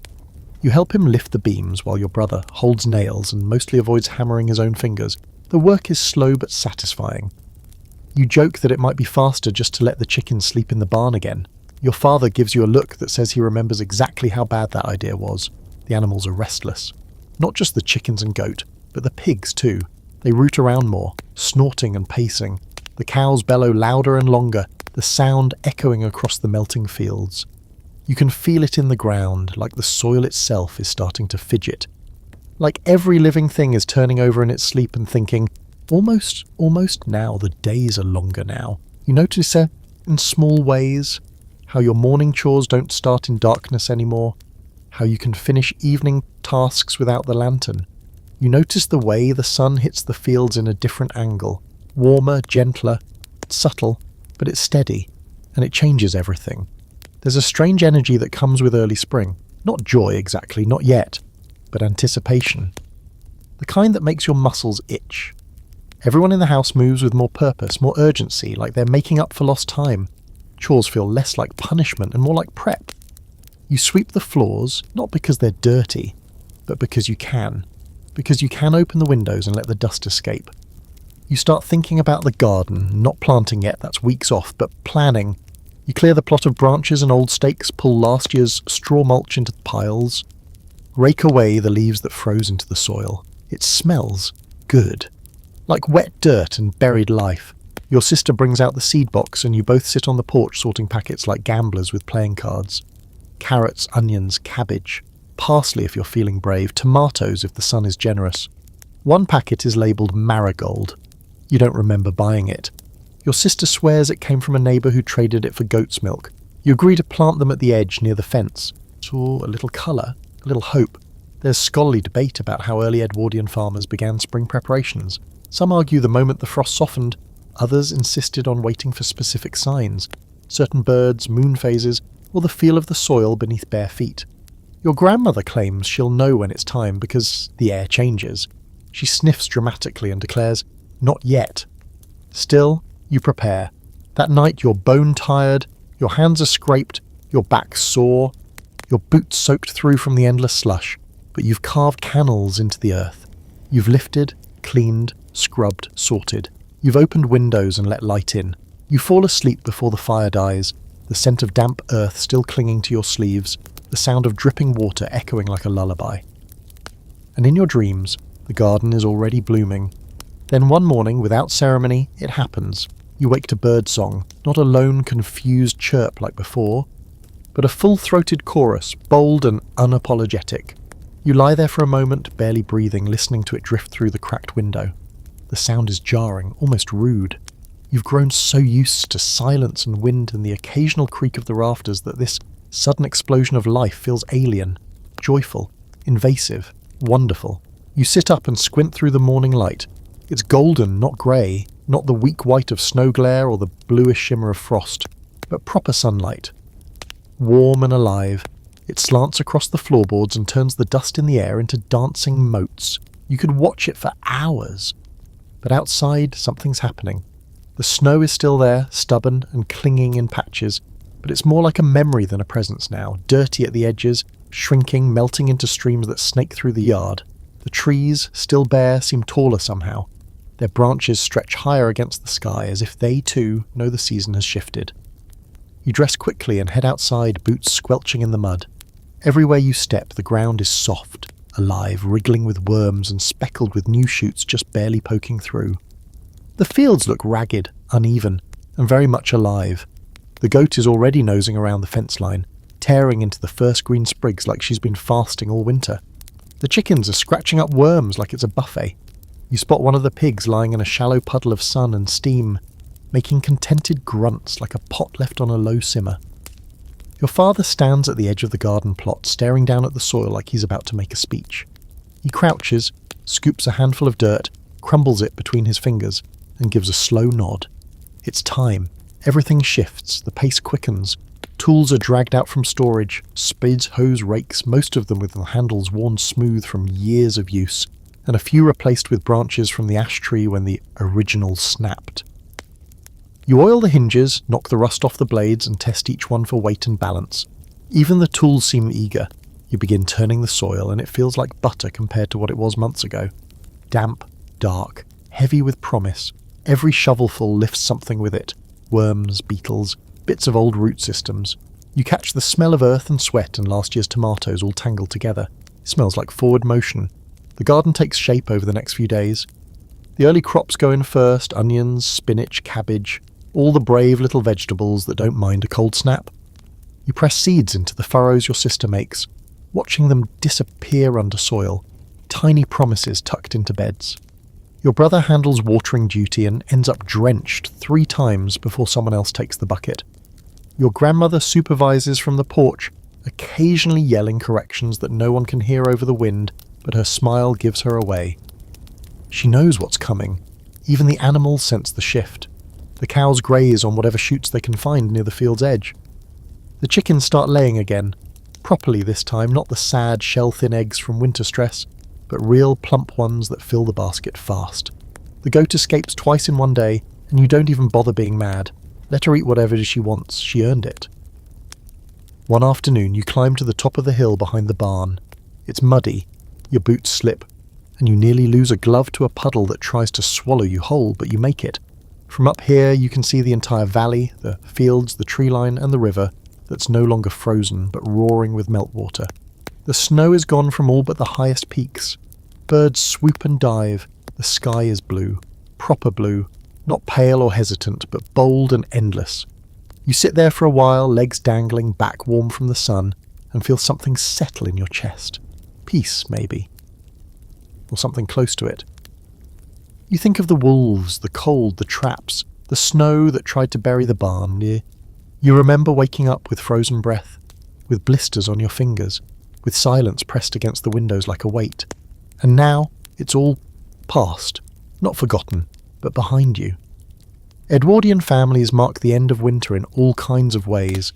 First plough, first birth of spring lambs, first laundry hung outdoors, first morning someone left the fire out on purpose.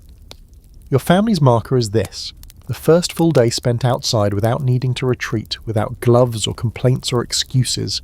You stay out so long that your cheeks pinken, and you don't care. Scholars argue whether the transition from winter to spring in rural Edwardian life was more cultural than meteorological. They claim it wasn't about temperature so much as readiness, a shift in how people moved, worked, and dreamed. Some say it was marked by the first seeds planted, others by the first funeral not delayed by snow. You think it's simpler than that. Spring begins when you no longer fear the sky. That evening you light the fire anyway, habit more than need, but it's smaller, just enough for company. The windows stay open longer, and the breeze carries in the scent of wet leaves and distant blossoms. Your mother hums as she folds linens. Your father sharpens a plough blade by lantern light. Your brother reads aloud from last year's seed almanac like it's a thriller. Your sister sleeps near the fire, sunburnt and smiling. And you sit by the door, looking out at a world no longer trying to kill you, and you feel something dangerous. You feel hope, and now here you are, at the edge of it all, the end of winter, The slow unravelling of frost from your days, the moment where survival tips its hat and steps aside for something gentler. You've made it through. No small feat. You've patched and scraped, braved bitter winds and days where your breath froze before you finished a sentence. You've eaten stew made from questionable root vegetables, trudged through snowbanks like a pack mule, and mended so many socks that you briefly considered throwing your feet into the fire and starting over. But you didn't. You held the line. And now the world is shifting in your favour, slow but sure, like the first stretch after a long sleep. The snow is gone from your doorstep, replaced by puddles full of reflected sky. The frost on the window panes is just a memory. The goats have moved back outside, the chickens have reclaimed their pride. And your boots, ragged but faithful, are drying by the door, caked in spring mud instead of winter ice. The house feels lighter too, not just in temperature, but in weight. There's laughter now, real laughter, not the kind squeezed out of you in mid-January just to keep spirits from freezing. There are plans again, talk of planting, of rebuilding, of market days and morning walks. Even the silence at night feels different. Less like loneliness, more like rest. And while the cold hasn't vanished entirely, it's lost its edge. You know it'll return next year. You'll stack the wood again, sharpen the blades, refill the pantry with jars and jam and stubborn optimism. But for now, you get to breathe. To look out over a field not covered in snow but in the possibility of crops. You can walk without clenching your teeth. You can sit in the sun and let your shoulders drop. You survived. And not just by chance, but by effort, by will, by soup and stitching and unglamorous grit. So go ahead. Kick off your boots, lean against the doorframe, watch the clouds roll past and the new leaves tremble in the breeze. This part is yours. You've earned it.